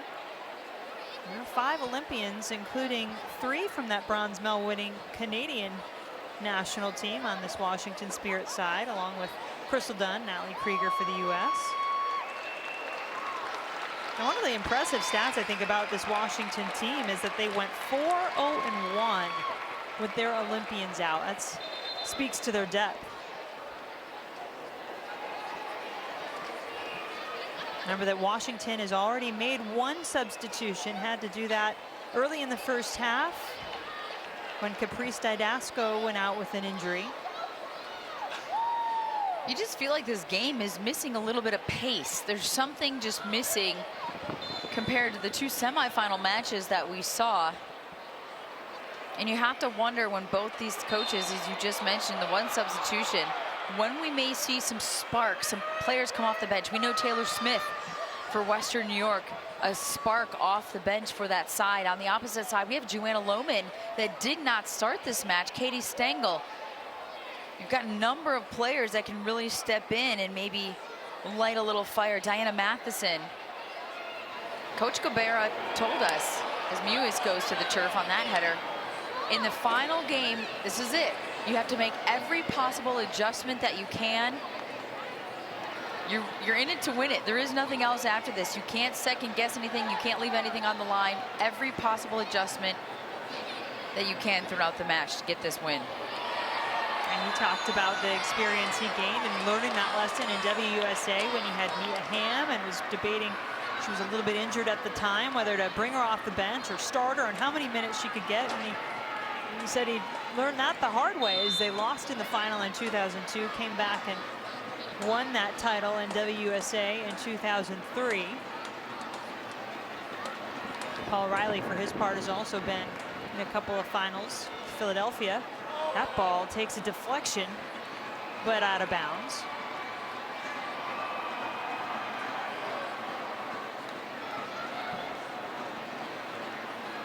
All of our scoring happening in the first 15 minutes of this match. Crystal Dunn for the Spirit coming through in the 9th minute off a beautiful ball from Megan Oyster, and then Samantha Mewis answering just 5 minutes later for Western New York, her second goal of the playoffs. You think about what a huge part of this Western New York team those two front runners, Lynn Williams and Jessica McDonald, are, and I haven't seen either of them really be dangerous yet. McDonald's had a couple looks at it, but she's been looking to pass and not shoot. Or connect, for that matter. They haven't found a way to connect or be dangerous on their own. And a lot of whistles too, you know, a lot of whistles, some stoppages. It's also tough to get into a flow of a game with that as well. And a little bit more of a challenge, as you can understand. Now, this Western New York team, they're used to playing on the road. They've finished the season on the road, real road warriors, 4 straight road games and 6 of their final 8 in the regular season. Then they played the semifinal on the road at Portland. But you lose that home crowd atmosphere when you're in a neutral site. Washington loving its home environment at the Maryland Sportsplex. Very intimate feel there with the crowds on the, pretty much right on the field. And now you've got to generate a little more of that energy on your own when you're in a neutral site. Well, and even on the road last weekend in Portland with that crowd at the Thorns game, sometimes you don't care if the crowd's even cheering against you, just as long as there are fans cheering. In the group here, we have a great crowd here tonight, but it's still not a home crowd for either side. So right. Just a different feel. And these two teams, sometimes when you're in a little bit of a lull, it's like you need something to lift you up, whether that's a spark off the bench or it's something from the crowd, something to pick you up. Who's going to pick, who or what will pick this matchup? Someone's got to step up and take hold of this. Neither of these teams looking their best in the second half, especially. Outside of the foot from Bonini to Dunn. Another foul. Another free kick coming. This one a much closer range. Most of the balls we've seen on dead ball situations with fouls have come in from an angle, serving them in. This one a little bit closer range in front. Let me correct myself. That's the 20th foul between these two teams. Each of them with 10. And yeah, pretty much a straight-on look here for Christine Nairn.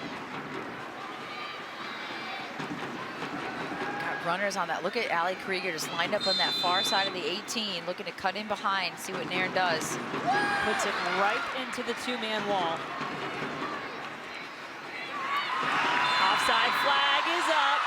Wow, I actually thought Hinkle maybe had kept her on. Like maybe Western New York didn't all get out together because Hinkle was really concerned with Ordega. First, this ball goes right into the wall, bounces back out. Clearly they're offside in that position right there. Well, it wasn't by much. She maybe came in just a half step late to get back in that onside position when she received it. McDonald The chance to turn, and then Zerboni just taken out away from the ball. There's that matchup you were talking about, Zerboni and Krieger. That was completely away from the ball, and they both just hit the dirt, hit the turf. And Zerboni right away saying, you know, they're both saying the other one's doing something. That's just, watch those two on that far side. I don't even know if that was just completely intentional and they ran into each other. As they were both trying to make a run, Zerboni trying to make a run down that left side, and Krieger trying to track back. They might have both switched a little bit of direction right at the same time. Either way, the free kick went right into the gloves of Kelsey Weiss. And now we'll see both teams making a substitution. And these two players right here, Diana Matheson's going to come in for Washington. And just as you called for Western New York, Taylor Smith, the rookie out of UCLA, perhaps a spark for this Western New York side. Well, Coach Cabrera told us as far as Matheson, why hasn't she been playing as much more lately? She's not maybe a 90-minute, a 120-minute player at this point. And he wants her on the field for the end of the game, hence why she comes off the bench in the second half. She did the same thing in the semifinal. Wants her on the field down the stretch in case this game does go to extra time or to penalty kicks. And as we said, Taylor Smith, just a spark off the bench, brings a lot of energy. Can get end line, serve some balls in. She's not afraid to shoot.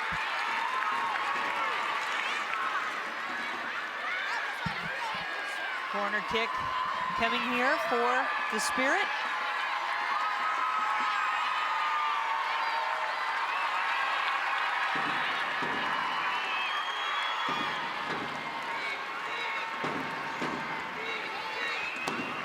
Ball from Krieger. Headed by McDonald. Another foul. Starting to drive me crazy. And there's no rhythm. Good Lord. There's no rhythm to this game. The only rhythm is the beating of the whistle being blown every 2 minutes. And you know it's intense and it means a lot to all of these players, but nobody is able to get in any kind of a flow. Well, that's the thing. I mean, when there is an actual foul, 100% blow the whistle. She barely put her hands on McDonald's back, and it didn't even look like she shoved off there. McDonald didn't even lunge forward or anything. I think the referee needs to slow down a little bit on some of these calls because there is just no flow to this game, and the players can't get into it. And now the work by Taylor Smith will earn a throw-in for Jessica McDonald. There you go, 21 fouls in this match. Hey, we got it, here we go. Stay back. The throw from McDonald. Urseg, the target, flicks it back. Ooh, Hinkle winds up with it. Some pressure from Dunn forces her to play it back. Elizabeth Eddy's ball will bounce. She's just a little off tonight too, isn't she? A couple of those balls served in. We know she always has a ton of responsibilities defensively. She is always working hard. Last week, it was Tobin Heath. That was her mark. That was her responsibility. Tonight, she's got Crystal Dunn and Ortega coming at her, but when she does get the ball and she has time, she's just missing on that final pass. Just a little bit off on that possession going forward.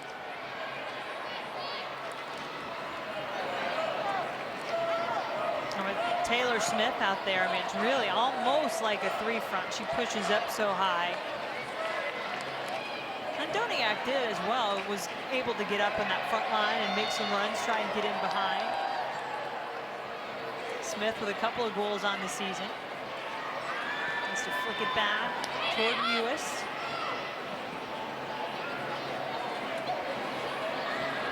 A chance for Eddy and a lot of traffic. Here we go. Yeah, here we go, babe. We were asking Jessica McDonald about this long throw, and she told us something actually kind of funny. I said, it's such a weapon, you know, where did it come from? And she said, you know, I think it might be genetics. My mom played for an all-boys team growing up, and she had a great long throw-in. Good trait to hand down. Ursig again flicks it down toward the middle. Lewis was there. Ortega with a chance to break out. And then Zerboni flat out tackles her. And she's going to get a card. You knew that was coming. She got some ticky-tack calls against her, but that was clearly a foul as she's tracking back in midfield in her own half. She just grabs onto Ortega, shoves her off the ball, and then rolls over the top of her. Yeah, no question about that one against Zerboni. And Ortega still on the ground.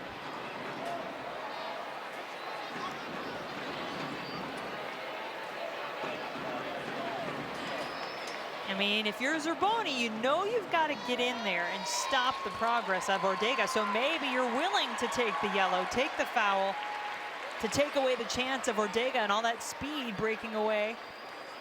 But at the same time, Zerboni has the kind of skill and speed that she could stay with Ortega for a few steps there and just challenge her, put a body on her, a shoulder, and stay with her stride for stride as you allow your defense to get back behind the ball and help you out. Doesn't necessarily need to be that much contact right there.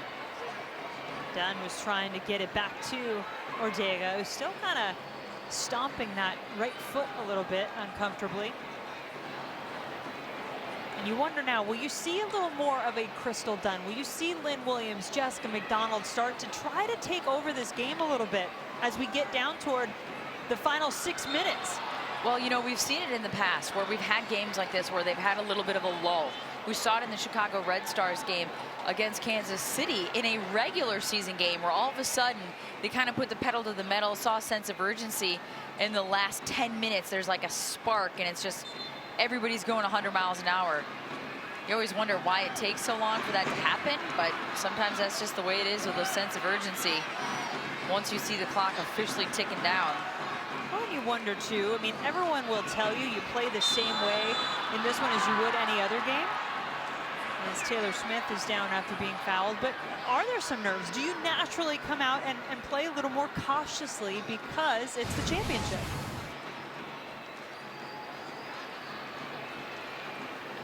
A little bit of a high kick there by Huster.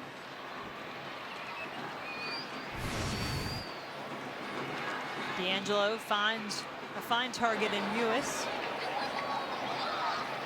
Last time these two teams met in the regular season, it ended in a 1-1 draw. No chance of that happening here today, not in the championship. Draw would send us to extra time, and then of course, if we're still tied after 2 extra time periods, we would head to penalty kicks. There you go, no golden goal as a reminder. If we're tied at the end of 90, we'll get both of those 2 15-minute extra time periods. Man, they've got that back line offside perfected. I mean, the second Ortega came from an offside position to check to that ball, the whole back line raised their arm. And it works if you're on the same page, but I'm always a little bit leery when you've got 2 forwards with that kind of speed riding that back line. It takes one time to peel off and get in a goal-scoring position.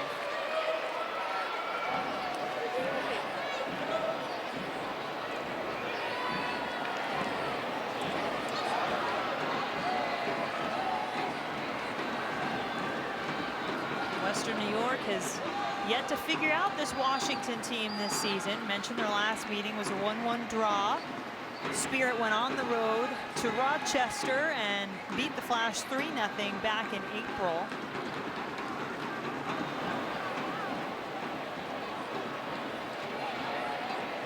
And you see the all-time series mark. Western New York leading at 5-3-3. And so Paul Riley said, hey, you media have thrown the underdog card on our team all season long. He said, yeah, I went with it. I took it, and as he should. They came in with the worst record against the other 3 playoff teams.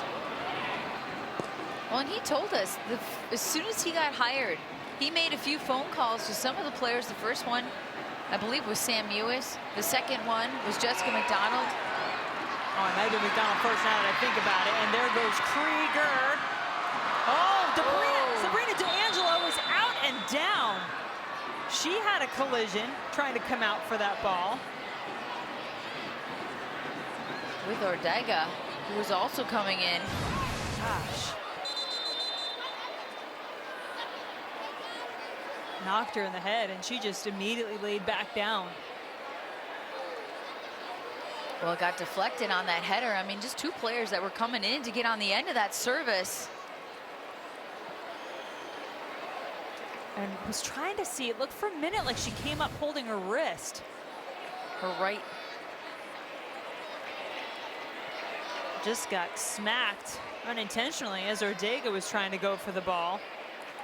Yeah, and I think they were both going in there for that 50-50 on that cross from Krieger. Got deflected here with the header. A nice little clearance by Kennedy. And Ortega just kind of landed on top of her. Looks like she's holding that right side.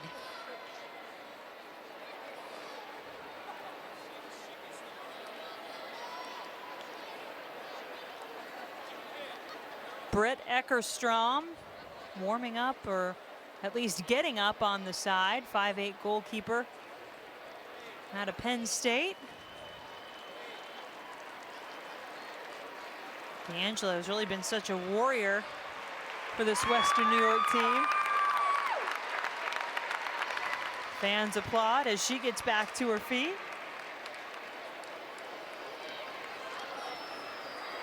And even if she had been a little bit off in some of her distribution and had a play where she maybe didn't hesitated just a little bit on that first goal of the match by Crystal Dunn, you know she is a huge part of this Western New York team and what they can do defensively.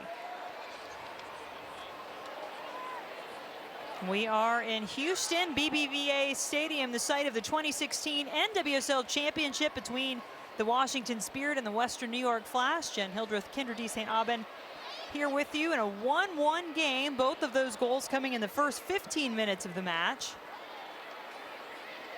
Pretty quiet from a goal scoring opportunity standpoint after those two.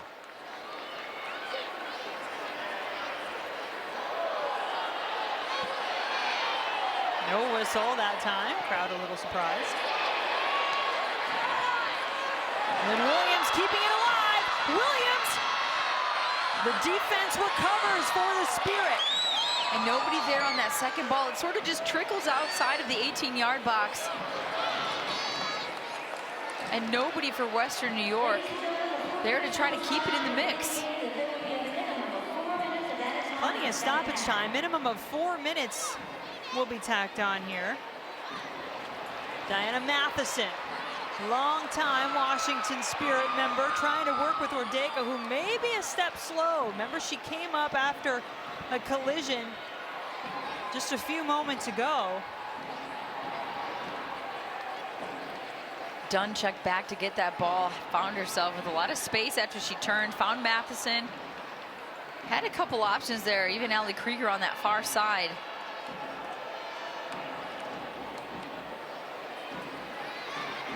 Williams trying to get it back to Mewis.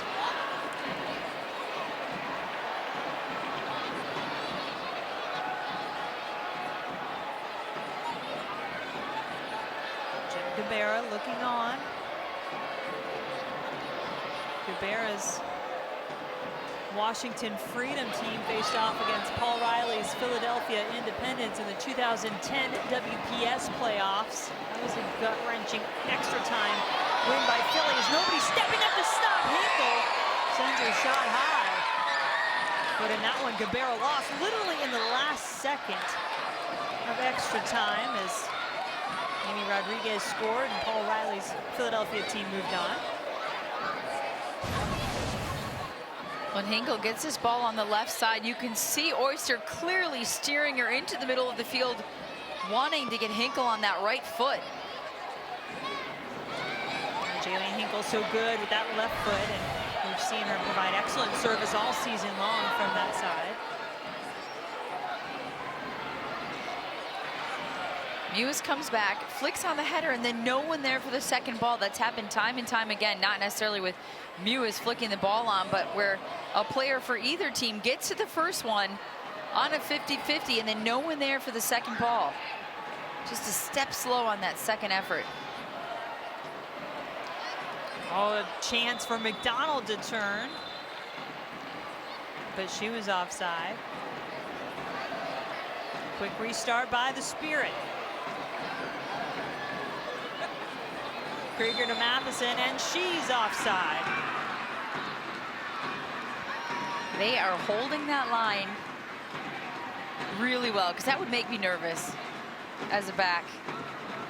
Knowing that you have that kind of speed and the way they just sit on that line, and you're relying on that assistant referee to make sure he's keeping an eye on it, raising his flag at the right time, and that you're all stepping together. And you've got a goalkeeper who is just banged up and knocked in the ribs. Pretty big hit she took, and Sabrina D'Angelo a little while ago. Dunn turns, tries to get it past Hinkle, gets it out to Krieger. Allie Krieger, nobody else to help her, has to take it herself, and cannot get it in front of goal. Dunn with the nice little ball through there, doing anything she can. She knew she took a tough first touch there, got away from her, slides to get it out to Krieger, just launches that one over the goal. She had a little bit of a smile on her face after that. Kelsey Weiss needs to be ready on the other end as Lynn Williams sneaks up on the ball. Golden Boot winner and MVP of the NWSL has been kept quiet so far here in this final.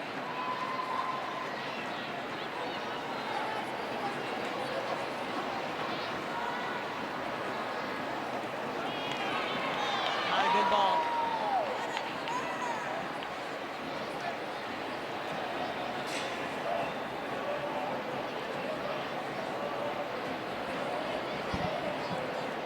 Expect that final whistle just about any time here. You're told a minimum of 4 minutes. You can see the clock.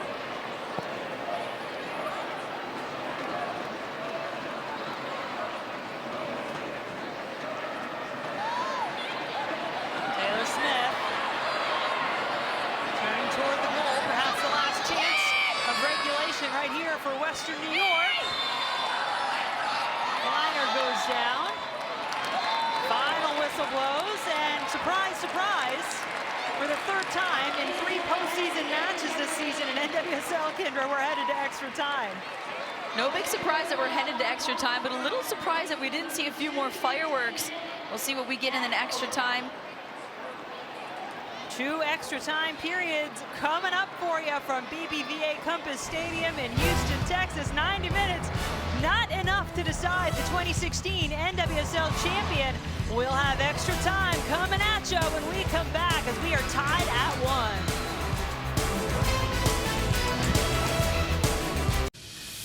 1. We've worked all season for this. Our season is about today. This is the moment. This is our moment. This is the game.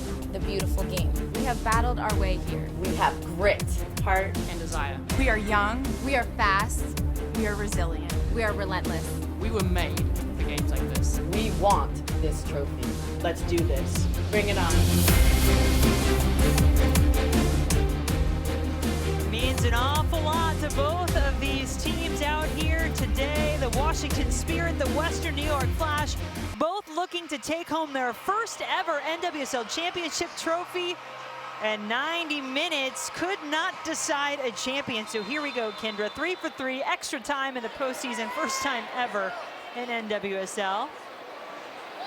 2 15-minute extra time periods coming your way.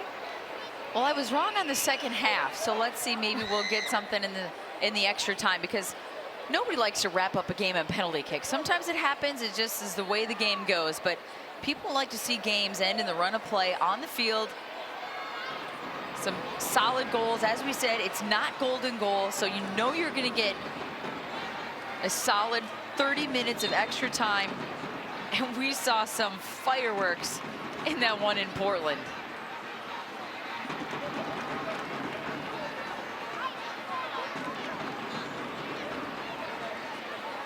So the 2 teams going in the same direction that they finished regulation with.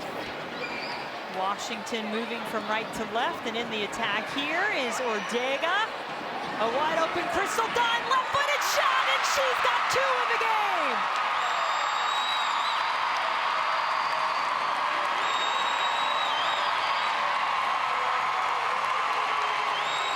That might be one of the fastest goals ever scored in extra time of a championship match.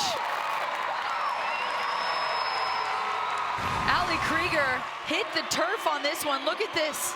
Ortega, and then somehow Allie Krieger and Lynn Williams run into each other. The ball finds Crystal Dunn's feet, of all people. Slotted through the middle. Again, look at completely unmarked. Somehow sneaks in behind Abby Urseg. Takes 2 clean touches, left-footed finish. And you could see the reaction by McCall Zerboni, not happy with the defense to start this extra time. Second goal of the match for Crystal Dunn. She scored in the 9th minute, now in the 92nd. And it is the fastest goal in extra time in championship history because this is actually the first time the NWSL championship has gone to extra time. We've had semifinals get there, never the championship match. So you're saying I was right? You were right, that's right, yeah. Backing you up. Happens every once in a while. I couldn't be wrong, basically. Well, that's a smart way to speak. You remember, Western New York answered within 5 minutes the first time Crystal Dunn scored her goal. St. Louis had one in the 14th minute. And they're attacking here. They're onside. Taylor Smith now Lewis again. Oh my goodness. Weiss had it. I thought we were going to have a repeat of the way the 2 goals were scored in the first half. Literally identical. Yeah. As that ball is bouncing around inside the box, somehow it pops out, finds Sam Mewis's feet, and she just rifled that one at the goal. Close range, you could hear it. You know, those kind of shots have a different sound to them when they connect. Taylor Smith wanting to get wide. Working against Kleiner, gets herself a corner. Well, Kleiner using those long legs to stretch out at the last second there and block that one out for a corner kick. Taking on the look, what a great angle. Somehow Crystal Dunn finds herself wide open. And you can see Abby Urseg making a late attempt at a slide there to block that shot. But Crystal Dunn knew she had time to take an extra touch, but not too many. Abby Dahlkemper's corner just gets over the top of Jessica McDonald's head. Now the ball sent back in. McDonald there again. 6 feet tall. Such a great advantage in the air. Yeah, you can tell the body language of Smith. She knew. Got away from her a little.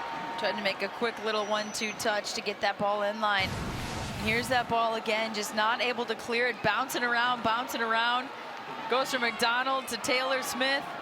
Mewis finds it at her feet. Took a little deflection on the way in. And Weiss comes up with the save, and she's able to handle it.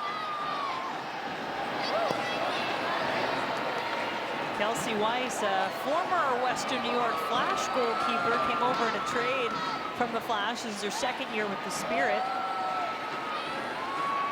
Started 9 matches in 2014 for Western New York. And let's add this little statistic into the mix. The Washington Spirit 8-0 this season. They've scored 2 or more goals.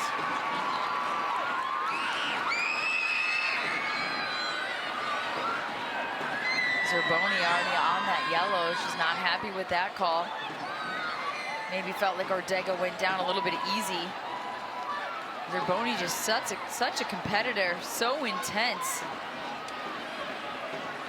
Was so glad for her to see her get a chance to come back to Western New York, where she really established herself as a heart and soul of this team a couple of years ago.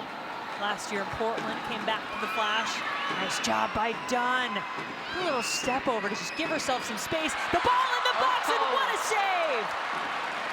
Sabrina D'Angelo feeling fine, apparently, despite the knock she took earlier. Unbelievable, some of the saves these keepers can come up. Just launches herself to her left just in time. Keeping the Spirit off the board once again. And there's that gutsy back line of Western New York working the offside flag against Ortega. Here's that save again. Gorgeous, and once again, D'Angelo doing a great job of hanging on to the ball, not giving up a rebound. It's amazing the reflexes of these goalkeepers.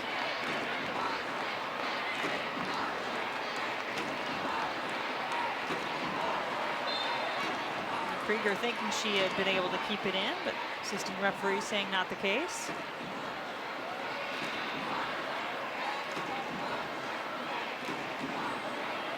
close in on McDonald, about a foot height difference there. Maybe not quite close between those two. Well, and again, look at where McDonald is having to come back to receive the ball. A lot of the times we've seen Williams and McDonald receive the ball, they are so back and on top of their midfield. That's not where you want your goal scorers receiving it. But the Spirit have done a good job of keeping them compact.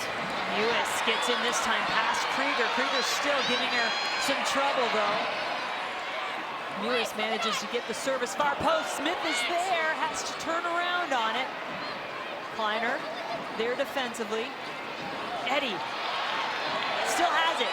Elizabeth Eddy, the ball in the box, and Lewis with an acrobatic stretch of the leg. Can't get to it. That was some good teamwork on the near side, though, by Smith and Eddy, kind of taking over for each other, as Smith had done some work trying to beat player one-on-one, and then Eddy picked up right where she left off, splitting the defense. Lewis and Zerboni, little off that time. Right here, she gets around the defender, around Kleiner, who's had to work awfully hard on that side. And Mewis tries to get her leg up on it. Maybe she couldn't get her head on it because it looked like it was about that high. I think it came in so fast. Yeah. She was just trying to react. Sam Mewis scoring her team's only goal in this match so far. That one coming in the 14th minute. That tied us up 1-1. That's where things stood through the end of regulation until Crystal Dunn started this first extra time period off with a bang in the 92nd minute, putting Washington back out in front. It's almost like we just could kind of skip over that second half and go from the first half to this first extra time period. We saw Sam Mewis almost had the answer, similar to the way the two goals were scored early on. Both teams picking up their intensity and energy a little bit.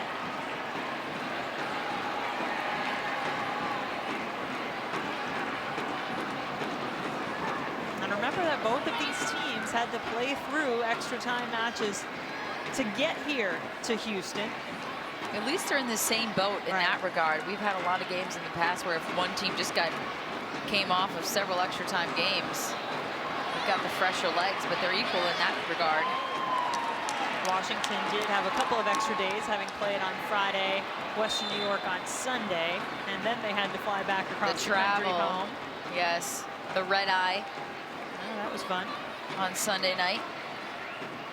I think they had a half a day at home back in Buffalo and then hit the road down here to Houston. Williams cannot win that ball. Zudorski got to it first. Alana Kennedy had to win that ball with Crystal Dunn hovering right around her area. Now Crystal Dunn will try to track this ball down. Her first touch is just impeccable. Alana Kennedy has had her work cut out for her because I feel like Crystal Dunn has floated to her side the most. And again, offside, but that one was an easy call. That one was 2 feet, and they had pulled up that line about 10 seconds earlier. And Crystal Dunn just didn't get back in the onside position. It looked like Crystal Dunn looked up for just a second to try to kind of catch the eye of Allie Krieger and communicate. And that was the moment that line stepped up and put her in an offside position. Lynn Williams decides to take a shot, takes a little deflection and a bounce to Weiss. Lynn Williams, 23 years old, Golden Boot winner, MVP of the NWSL.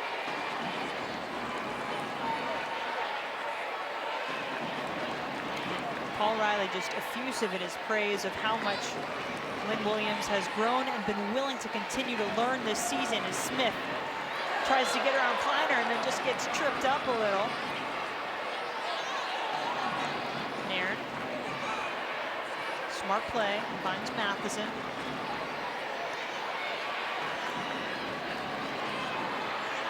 Nairn a little too much time on the ball. It's going to give it back to Urseg. McDonald will win it, try to get it over to Williams.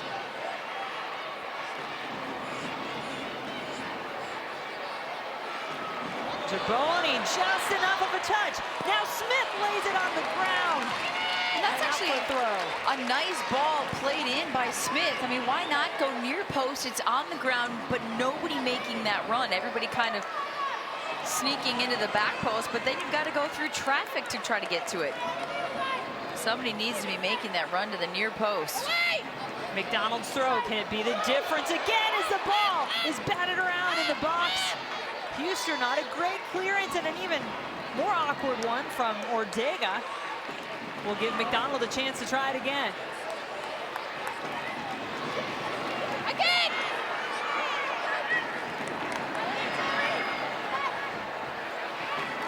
Urseg working her way toward the ball. It goes finally to Weiss. It's knocked out of bounds. Let's see what the referee says here. She wound up fully out of bounds. And the ball ended up fully out of bounds, but they're going to say, I would assume it's a dead ball on the ground, correct? Yeah, it looked like a she was fouled, yes. She was bumped out by Kennedy unintentionally. Another long throw here by McDonald. You can see Urseg trying to get to it. Dangerous right there off of Oyster. And, you know, Weiss was a little off balance on her own, which is why I think she sort of tumbled out of bounds without much contact.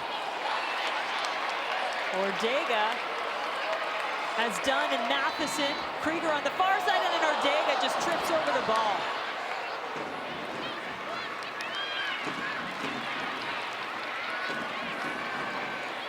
I really do wonder how much that foot or ankle may be bothering Ortega after she was down and late in the second half. Still working hard and playing hard for her team. Gets the turn that time, but is going to be called for the foul. So doesn't get the turn. Delkemper doesn't get shoved lightly, and she kind of went flying there, so Ortega must have given her a little bit of an arm.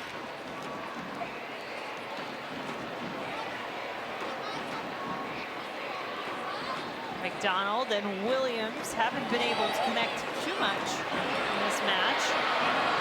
Smith, offside. Must have come from an offside position. The ball was bouncing around on the previous play there when Williams tried to play it over the top to Smith. Kleiner has been pretty close marking her since she stepped on the field. I know the bench for Western New York, which is where that offside flag went up right in front of them. They didn't agree with the call, but that's not saying much. A little biased. Just the second time Western New York has been called offside in this match as McDonald trying to leg out the run to this one, and Weiss will just wait for it to come back in the box. Not a ton of pace there for McDonald. She's just trying to dig into whatever reserve she has here. She's played a lot of minutes for this Western New York team this season and is way offside at the moment. Should the ball come back to her, now she's back. The Spirit have been called offside 10 times today. I think that was part of the game plan for that Western New York defense. Ortega has some time now.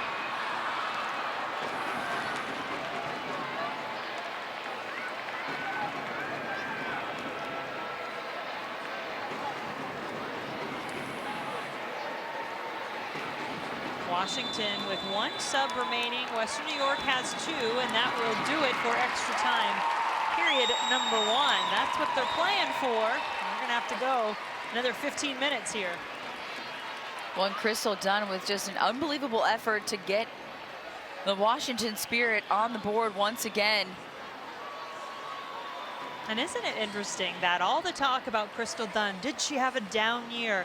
She was the league MVP in 2015. Well, now you just saw that championship game MVP trophy. Should this score stand, you got to think that young lady right there is a prime candidate to win it. Well, and so much what she's doing is off the ball. Here, Ortega and Krieger actually kind of collide with Lynn Williams, and somehow she finds herself wide open inside the 18-yard box. A clean 2 touches, sets up the ball perfectly. Ursig tries to make that slide tackle. But Crystal Dunn finishes, and yeah, maybe she didn't have a lot of goals during the season, but she's coming up with some goals at the right times in big moments. And again, it's so much of what she's doing off the ball. On the wings, she's spreading out the defense. She's attracting players. She's finding her teammates. We haven't seen her and Ortega combine quite as much tonight as we did in that semifinal match, but Crystal Dunn said herself, I'm a goal scorer. It maybe took me a little while to adjust to that role, but nonetheless, she's happy her team is in the final, and right now they've got the lead. And I asked Jim Gabera at the press conference before the matches yesterday and asked him about Crystal Dunn. And, you know, he said he felt like she could be the best player in the world if she just kept refining her game a little bit. Always so good 1v1 instinctually, but a couple things possession-wise and passing he felt she could add and that she's done a good job of working on. Well, we see with a lot of these goal scorers, and Lynn Williams very similar in her game and what she's worked on. The fact that they rely on their athleticism so much when they're growing up, and then they get to this next level, and you have to be able to combine with your teammates and find the open player and give the ball and get it back to really be successful. McCall Zerboni will call it a day as she comes to the bench, and Kristen Hamilton, who also came off the bench for Western New York in their semifinal in Portland, will check in for the second overtime period.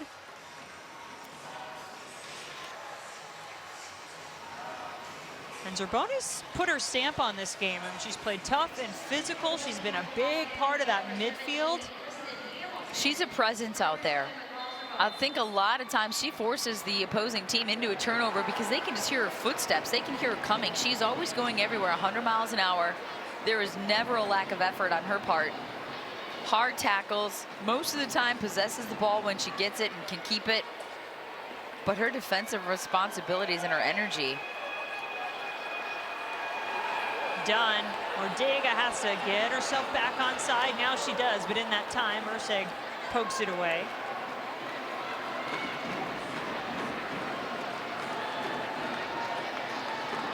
Abby Urseg wearing the captain armband for Western New York.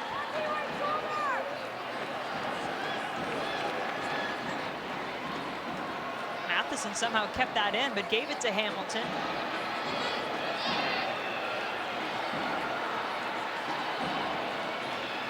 There's Lynn Williams making that run. And does she get onto it? Almost gets her toe to the ball. Eddie with a heads-up play to look for Williams.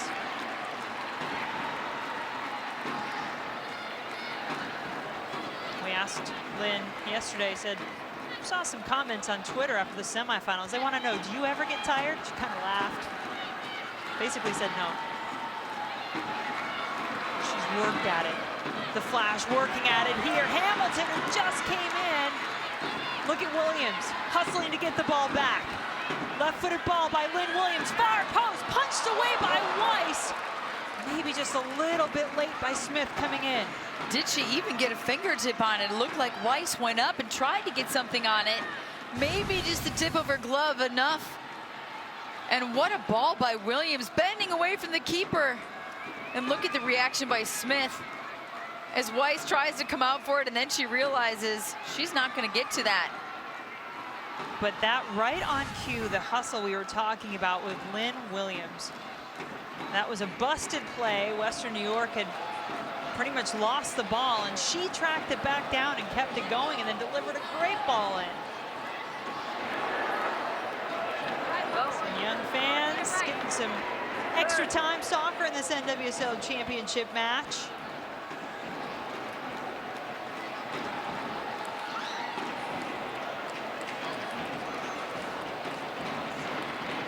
Hamilton turns it over. Matheson. Oh, had done making a run at the last moment. Kennedy broke it up. Matheson has it again. It seems like that triangle in the midfield right there, Houston, Nairn, and right now it's chance over here. Kleiner gets it out of bounds. And right now it's Matheson who stepped into the game, but that triangle in the midfield for Washington has caused some problems, I think, as Ortega is down. Mewis is doing a lot of chasing in the middle of the field. She is going from one piece of that triangle to the next trying to track that ball down. Ursig has kind of been drawn back in defensively to keep an eye on Dunn and Ortega. Yeah, you know, when Just outnumbered completely in the middle of the field, and Mewis has had to do so much chasing. Oh, that's what I was going to say. You know, Paul Riley said that he switched back to a diamond in the midfield in this match, and to give Mewis more freedom, right, actually. but she wound up having to come back and do so much defending like you've been talking about. She hasn't had a lot of opportunities to have that freedom to go forward, because in the midfield she's not been able to possess the ball too much.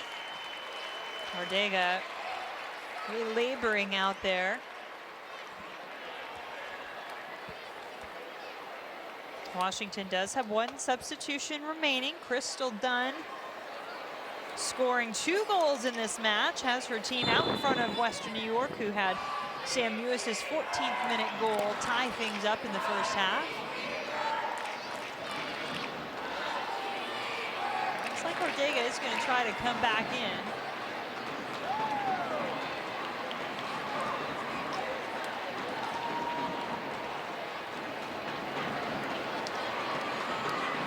Kemper and Lana Kennedy leading that back line for Western New York. The Angelos come up with a couple of big saves.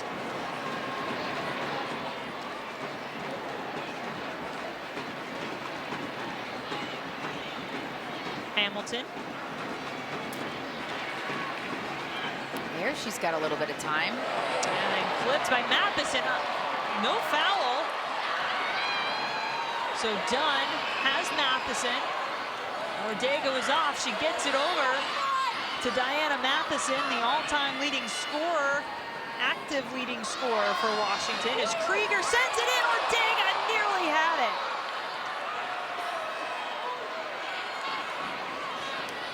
Ortega down once again. Do you feel like Jim Gabera has to make a move here? I mean, this is the 2nd or 3rd time now. Yeah, I think he Ortega's been down. absolutely needs to make that switch. Looks like a handball, actually. Katie Stengel warming up on the sideline. It's just interesting to me, going back to the previous play that created that last opportunity. Sam Mewis finally had a few moments to take a couple touches in the midfield, and ball tackled away, but no whistle. Of all the whistles we've had right here, and I don't even know if it was a foul. It looked like a foul to me. She clearly got her left foot. Yes.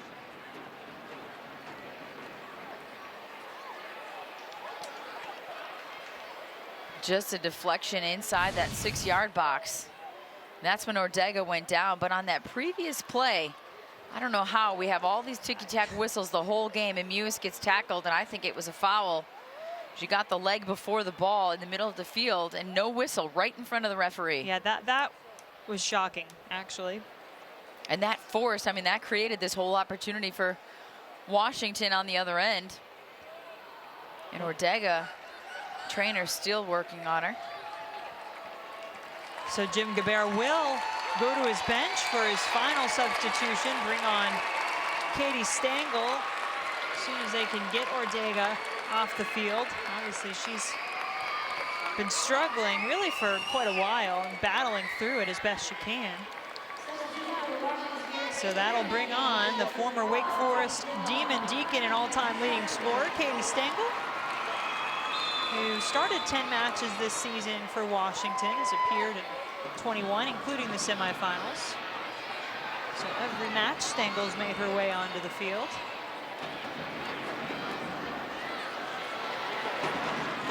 Hinkle. And dial up Jess McDonald. Well, and Allie Krieger slow to get up on that last play inside the box. But McDonald, this could be that last-ditch effort we're talking about. That long throw, that second ball after the flick. That time, Huster won it in the air, but this is the dangerous part. Western New York still in the box. Kennedy tried to head it down.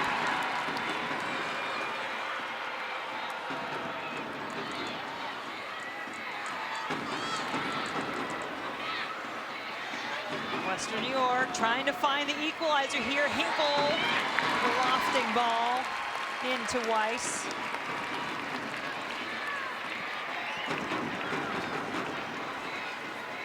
Washington Spirit trying to hang on for their first ever NWSL championship. They won a women's professional soccer title in the WSA when they were the Washington Freedom back in 2003 and have been very consistent in terms of getting to the playoffs. 8 of the 10 years in women's professional soccer in the United States, this Washington franchise has been a part of the postseason. I was just shocked that I'm Liz Eddy. Catch by surprise? Well, no, I thought that ball was going to roll at the end line for a goal kick, and Liz Eddy stopped it about a foot from the end line. I thought it was going to go out for a goal kick. I couldn't think of what other reason she would save it for, but maybe not. Everybody clustered in one area, and Stengel breaks away with the ball, takes her time, plays it back to Dunn. Dunn with a shot on the ground. D'Angelo has it.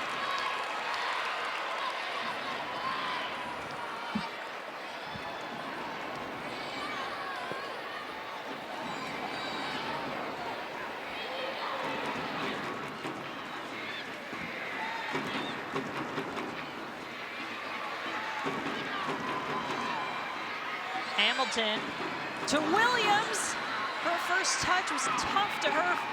Hang on to that ball, and she couldn't quite keep it in possession. Eddy, McDonald in there. Oh, and then Weiss collides with Church. Ball still in the area. Flash still pushing here. Hinkle now, that left foot so dangerous. Mewis, oh! That was it. Mewis wide open on that back post. What a ball by Hinkle. Far enough away from the keeper. She takes a look, and somehow Mewis on that backside. Oh, just misses the volley. Close range. There is no chance Weiss would have been able to hang on to that thing. And on that previous play, McDonald going up for it created just enough confusion between Weiss and Church that they ran into each other, and the ball stayed alive. Dunn has it taken away. Smith came back to help out, did her job, but now turns it over. Matheson turns. A lot of space for Diana Matheson.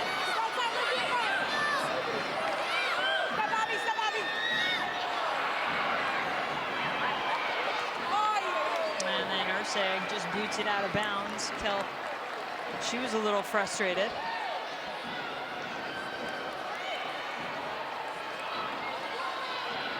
Scott Vallow wanting our referee to keep things moving out there. Dunn gets through traffic, deflects out for a corner. Dahlkemper so smart. She slides into that space, and then did you see as soon as she saw her lift her leg to shoot that ball, she tucks her arms behind her back, taking any risk away of being called for a handball. So easy to let your arms flail out to the side and unintentionally get a handball. Diana Matheson to take the corner for Washington.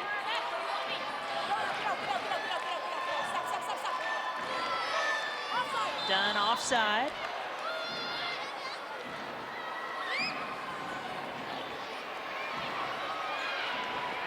Hinkle saying, somebody come back here and help me. Not just McDonald, you know.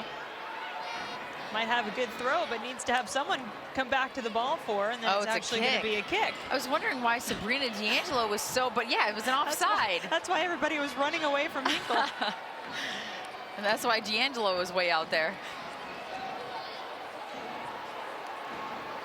Oops, Kennedy. Not the touch she wanted. Another beautiful touch by Dunn. Krieger, Matheson. Smart play. Good teamwork, Stengel. Spirit taking their time here. Up a goal. But look at all the space they have inside the area. Dunn looking for the hat trick.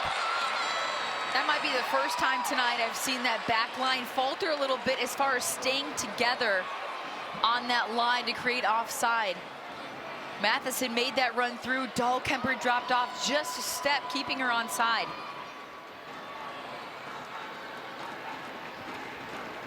Ursay, hands on the hips right now in the middle of the field. She's been doing so much work in the middle just with Mewis defensively. Had a lot of ground to cover. Neither of them has touched the ball much on the offensive side of things as far as possessing and moving forward. They've been chasing a lot defensively. Seconds ticking away, about a minute and a half plus whatever stoppage time is added on. Scott Vallow jumping up and down, asking for the switch, which he gets from Kennedy. I think he wanted that about 4 passes ago from Hinkle, but she would have had to cross it a long way with that right foot. I don't know if she can ping it over there. 40 yards.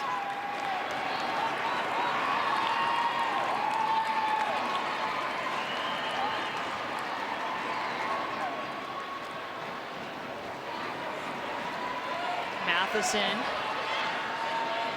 Krieger now. Good work with Matheson and Krieger. Diana Matheson not enough on that ball. Pretty setup though by the Spirit, and 2 veteran Washington Spirit players working together there in Krieger and Matheson. And look at Ursig and Kennedy just trying to get out of the back and get forward. Williams somehow comes away with the ball and cannot keep it far enough away from Kelsey Weiss. And again, nobody on that run to the near post. I mean, at this point in the game, especially this late, you just don't know where that ball is going to go. She's trying to pick out, Williams is trying to pick out somebody, but every ball just about has gone shallow and nobody making that run to the near post. McDonald kind of tucked in behind. Done. Offside. And there you see, we'll have 4 more minutes added on here. And that can feel like an eternity. These players who've been out there for so long already. Mewis to McDonald, a little bit bumped by Oyster. At least it appeared that way. McDonald going down to the ground.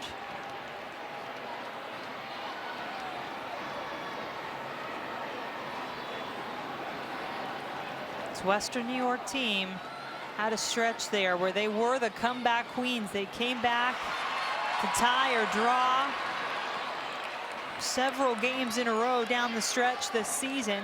4 straight games, July 30th to September 8th. Do they have anything left here in the biggest moment?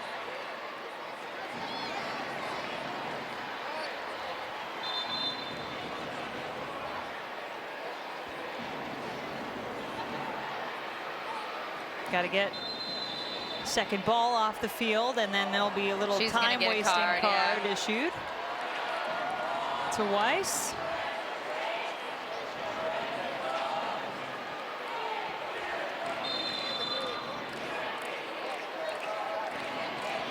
Stengel finds Matheson. What a valuable piece Diana Matheson is to be able to bring on off the bench for Jim Gabarra. Try to help seal this match for the Washington Spirit.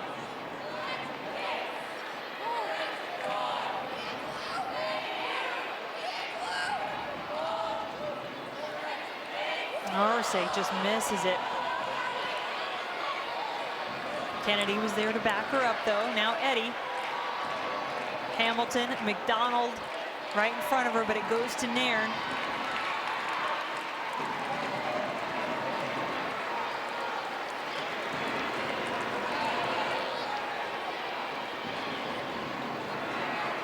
Long ball sent ahead, trying to get to McDonald. Kinder, she's just looked out of gas to me for quite a bit of this match. It's been a long season. We talked about all her duties that she has as a mom and wife, and one of the key players on the field for this Western New York team. And even for Lynn Williams getting the Golden Boot and the MVP, a lot of credit should be given to Jessica McDonald and just the partnership that they have had up there, creating opportunities and space for each other. Coach Paul Riley said it should be almost a joint one, at least between those two, just because of the partnership. And Lynn Williams to be the first one to agree with that. She would say that about her whole team. You know, if they didn't get me the ball, I wouldn't have these opportunities to score these goals and put me in the position. Perhaps a chance for McDonald here if she can catch up to the ball with Oyster. At least forces the ball out of bounds, and that'll set up the throw. Hinkle's going to try to take it quickly and get it right back to McDonald with the seconds winding down. Remember, just those 4 minutes minimum of 4 added. Ball to the far post. The header from Lynn Williams. Oh my goodness! In stoppage time, McDonald to Williams to tie it. You've got to be kidding me. They've hardly touched the ball the entire game. We just talked about how they haven't been able to connect, and where's that partnership been? Look at, she takes a look, serves a beautiful ball in, and somehow you got 2 defenders there, plus the keeper coming off of her line. Williams with no fear. She could have been punched in the head. A major collision. She gets her head on it and finishes. Unbelievable. Almost on cue, right? Yeah. Just talking about the partnership and giving credit to each other for the MVP award and how valuable they've been to each other and this team. That was a last-ditch effort. And there have got to just be seconds remaining here. 124th minute for Lynn Williams from Jessica McDonald. The 2 Twin Towers tying this match in the waning seconds of extra time. Alana Kennedy looks like she's cramping up. I mean, all these players, so many minutes and miles on these legs, the entire season wrapping up with extra time.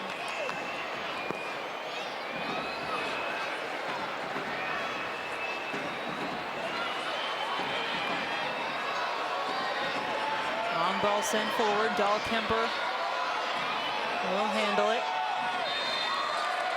And Kendra, we are headed to penalty kicks.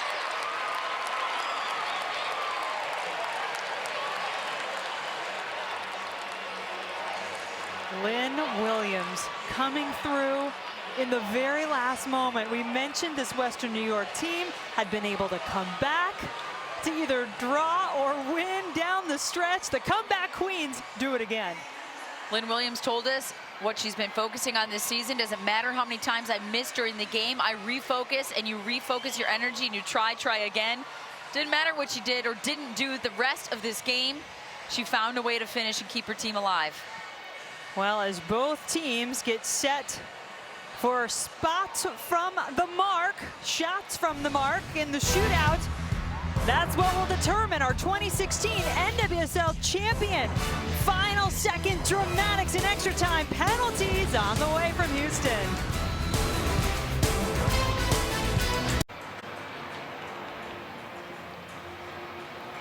Washington and Western New York tied 2-2 after 2 extra time periods.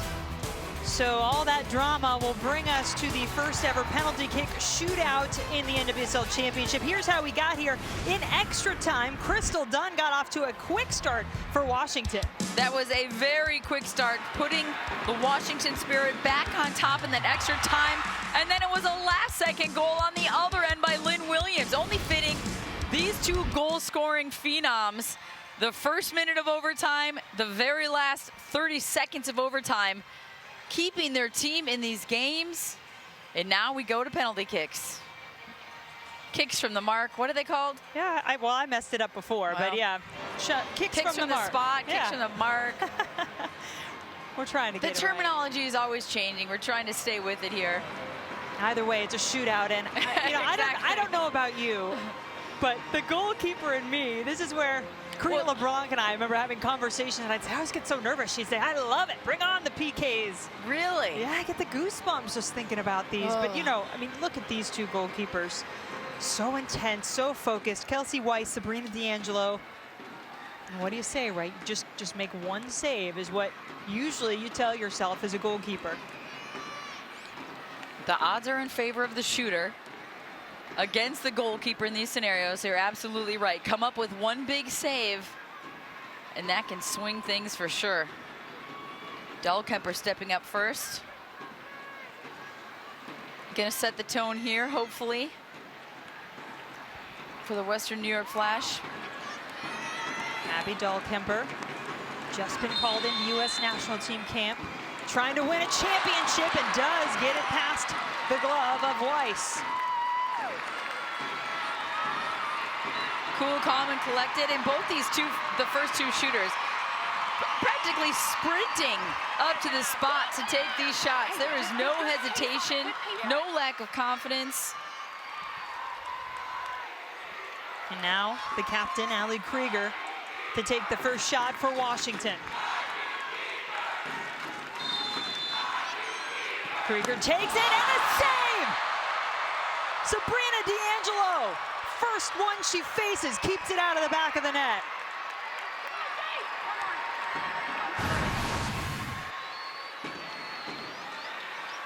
Almost a little too far to the middle there. D'Angelo coming back a little bit with her hands, like she maybe would have caught it with her foot. Nobody gets the ball here. I mean, she's got to run over and get it. That seems awkward. Well, Jaylene Hinkle doesn't mind. She doesn't mind, but it seems a little odd. Usually the ball's sort of waiting there for you on the spot. You don't have to run off to the side to get it. So Jaylene Hinkle now for Western New York. Left-footed shot again. Oh. Weiss is so close. She's guessing correctly. Shouldn't even say guessing, reading. Yes. And getting there. You know, as a former goalkeeper, right? We had this discussion during the World Cup. What do you call it with the goalkeeper? You want to give them credit for going the right direction, trying to read the body language of the kicker. She gets a glove on it, just not enough. Sabrina D'Angelo came up huge against Allie Krieger. Now Christine Nairn to try to get the spirit on the board, and she does.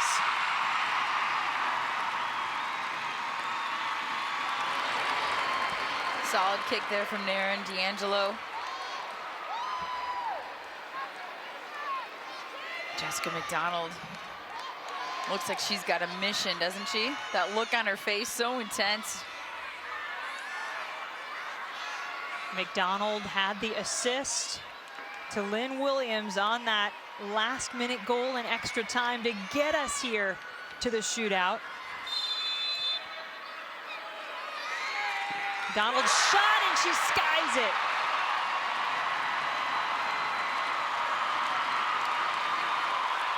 New life for Washington.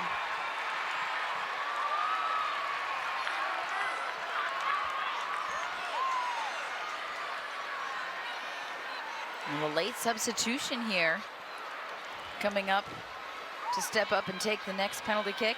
Katie Stengel, first year with Washington, first year in the NWSL, playing overseas. Got that corner, and we're back even. And that one, I mean, you couldn't get much more in the corner than that. It looked like it just went past the post, side netting. Sabrina D'Angelo goes to her right. Well taken shot. So now it'll be the hero for Western New York, the MVP and Golden Boot winner this season in NWSL, Lynn Williams.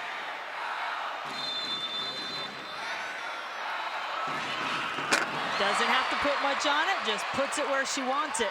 Not only that, what did she take, about one step? Not even, it was like a half step. Passes that one in with the right inside of her right foot. Wasn't even too far in the corner, but it did the job. Look at, literally, it was like one step. Turns around, jogs back to the center circle. Huster trying to keep things even, and D'Angelo comes up again.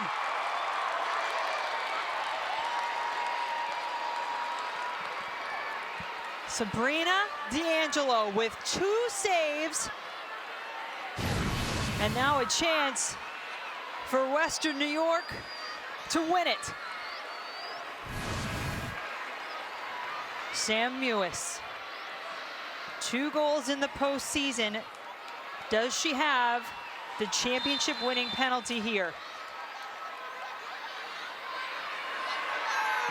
The shot and the save. That time, Kelsey Weiss got to the ball. Well, Sam Mewis just didn't put that one far enough to the corner, just like Houston on the previous effort. And both goalkeepers coming up with the saves. Now we'll bring on Diana Matheson, and I will tell you, Matheson has faced Sabrina D'Angelo from the penalty mark earlier this season, and she scored a goal. Can she do it again and keep this shootout going?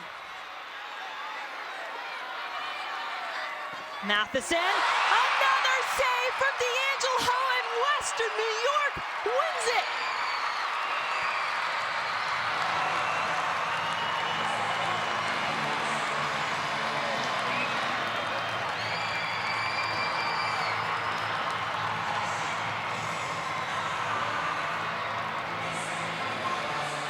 Jubilation for the Western New York Flash, as this team that has been so successful in so many other leagues. They won 3 championships in 3 different leagues here in the U.S. from 2010 to 2012, can now call themselves NWSL champions. We said they were the comeback queens. I don't know that we thought 30 seconds left in extra time to force a shootout and then come away with the win in the championship game. I'm not sure that we could have seen that one coming, even from this team, this young team that has been resilient all season long. And look at that, they just gave a piggyback ride to Leanne Sanderson, who is out with a torn ACL. She surprised her team this morning by getting here from England, and you know she's glad she didn't miss any of this. From England, I mean, we're not talking about just flying across the country. She showed up at the stadium and surprised her team, tore ACL in their friendly just a few weeks ago against Thailand. Wow, such drama here in the NWSL Championship. Lynn Williams and then Sabrina D'Angelo in the shootout with 3 huge saves to give her team the win, as Paul Riley finally gets to come down and join his team for the celebration. This is just so representative of everything we've heard the last few weeks. Paul Riley said he has never enjoyed coaching a team more at practice, at training, the off-the-field stuff, the on-the-field stuff, the conversations, the growth with this young team. And that's not to knock any other team he's coached. It's just been a different feel because they were picked last. And on the opposite side, you have head coach Jim Gabarra talking to his Washington Spirit side as they exit, not coming away with a win here in the final. Well, we have some trophies to hand out, so stick around. The NWSL Championship Trophy presentation coming up from Houston. We'll be back to hand out the trophy to the Western New York Flash after they survive the penalty kick shootout and claim their first NWSL title.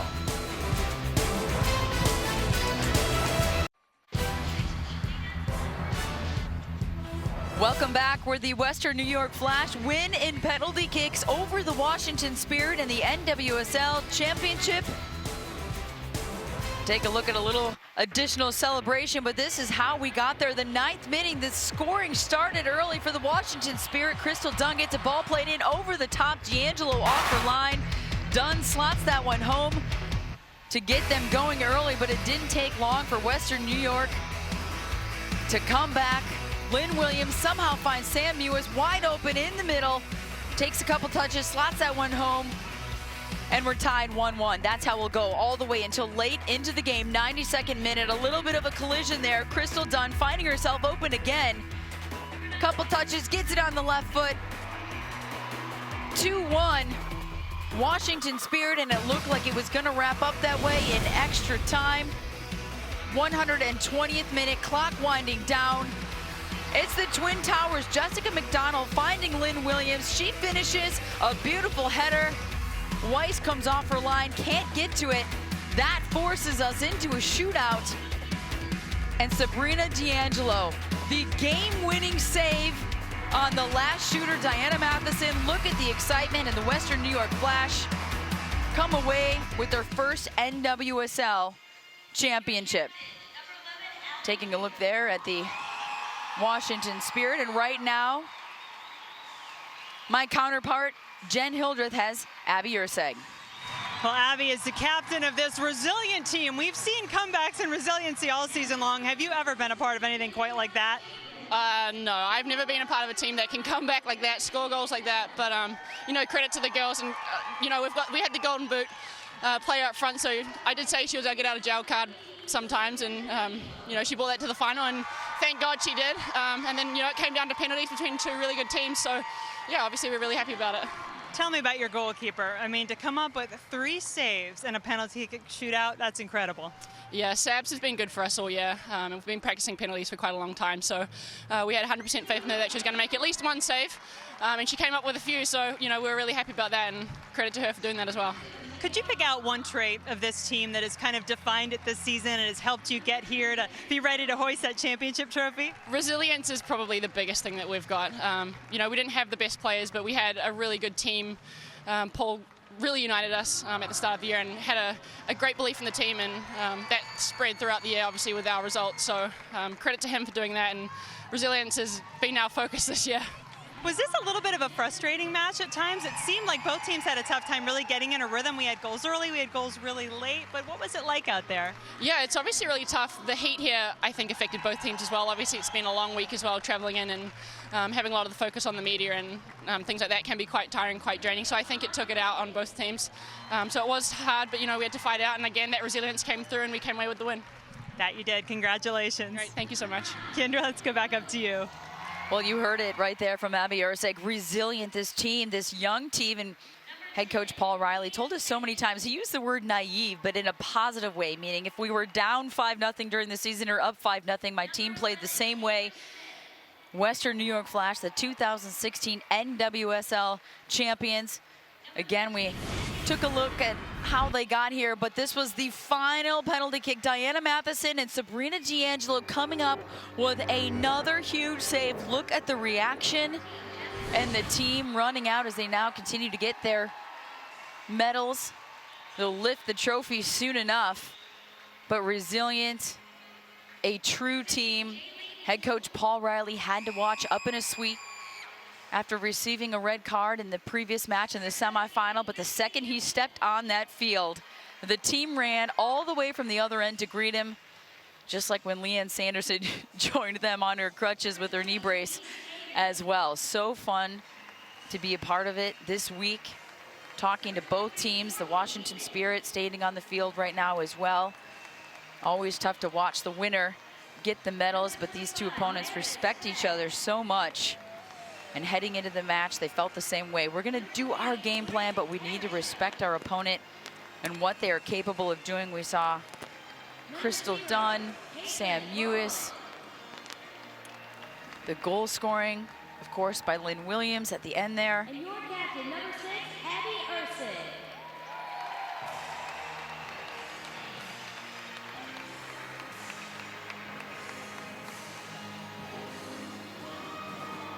Western New York pretty much picked to finish last in the league, and they come out on top in the end. Let's head back down to Jen Hildreth. Well, it's time to hand out some trophies here down on the field, and for that we've got to bring over NWSL Commissioner Jeff Plush. I'll come over to you, and first thing we have to do is award an MVP. So I'm going to have you get the MVP trophy here and hand that over. A lot of deserving players out there. Yeah, fantastic 120 minutes. Really excited to hand this off to goalkeeper Sabrina D'Angelo.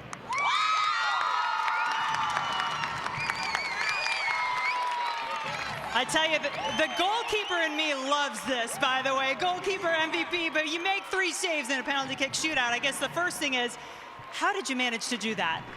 I mean, I don't know, you just go with your gut and go flying across the goal and make the save. But, I mean, I couldn't have done it without them. They got the late goal to send us into PKs, and that's what started it all.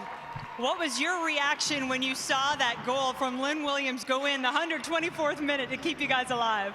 Just like a thank God she saved me and the rest of the team. Well, congratulations. I'm going to let you celebrate here in just a moment. get Jeff Plush back up here because it is now time to hand out the championship trophy to the 2016 NWSL champions from Western New York. Yes, thank you, Jen. Real quick, I just want a huge round of applause for both teams and a huge round of applause for the city of Houston. Thank you so much. The entire Dash organization, owner Gabrielle Brenner, President Chris Canetti for all that you did for us. I do want to acknowledge Washington Spirit, owner Bill Lynch, head coach Jim Gabarra on a really fantastic season. But at this point, it's my pleasure to congratulate owner Joe Salin and the 2016 NWSL champions. If I could get Captain Abby Ursig up to accept the 2016 championship trophy, Western New York Flash.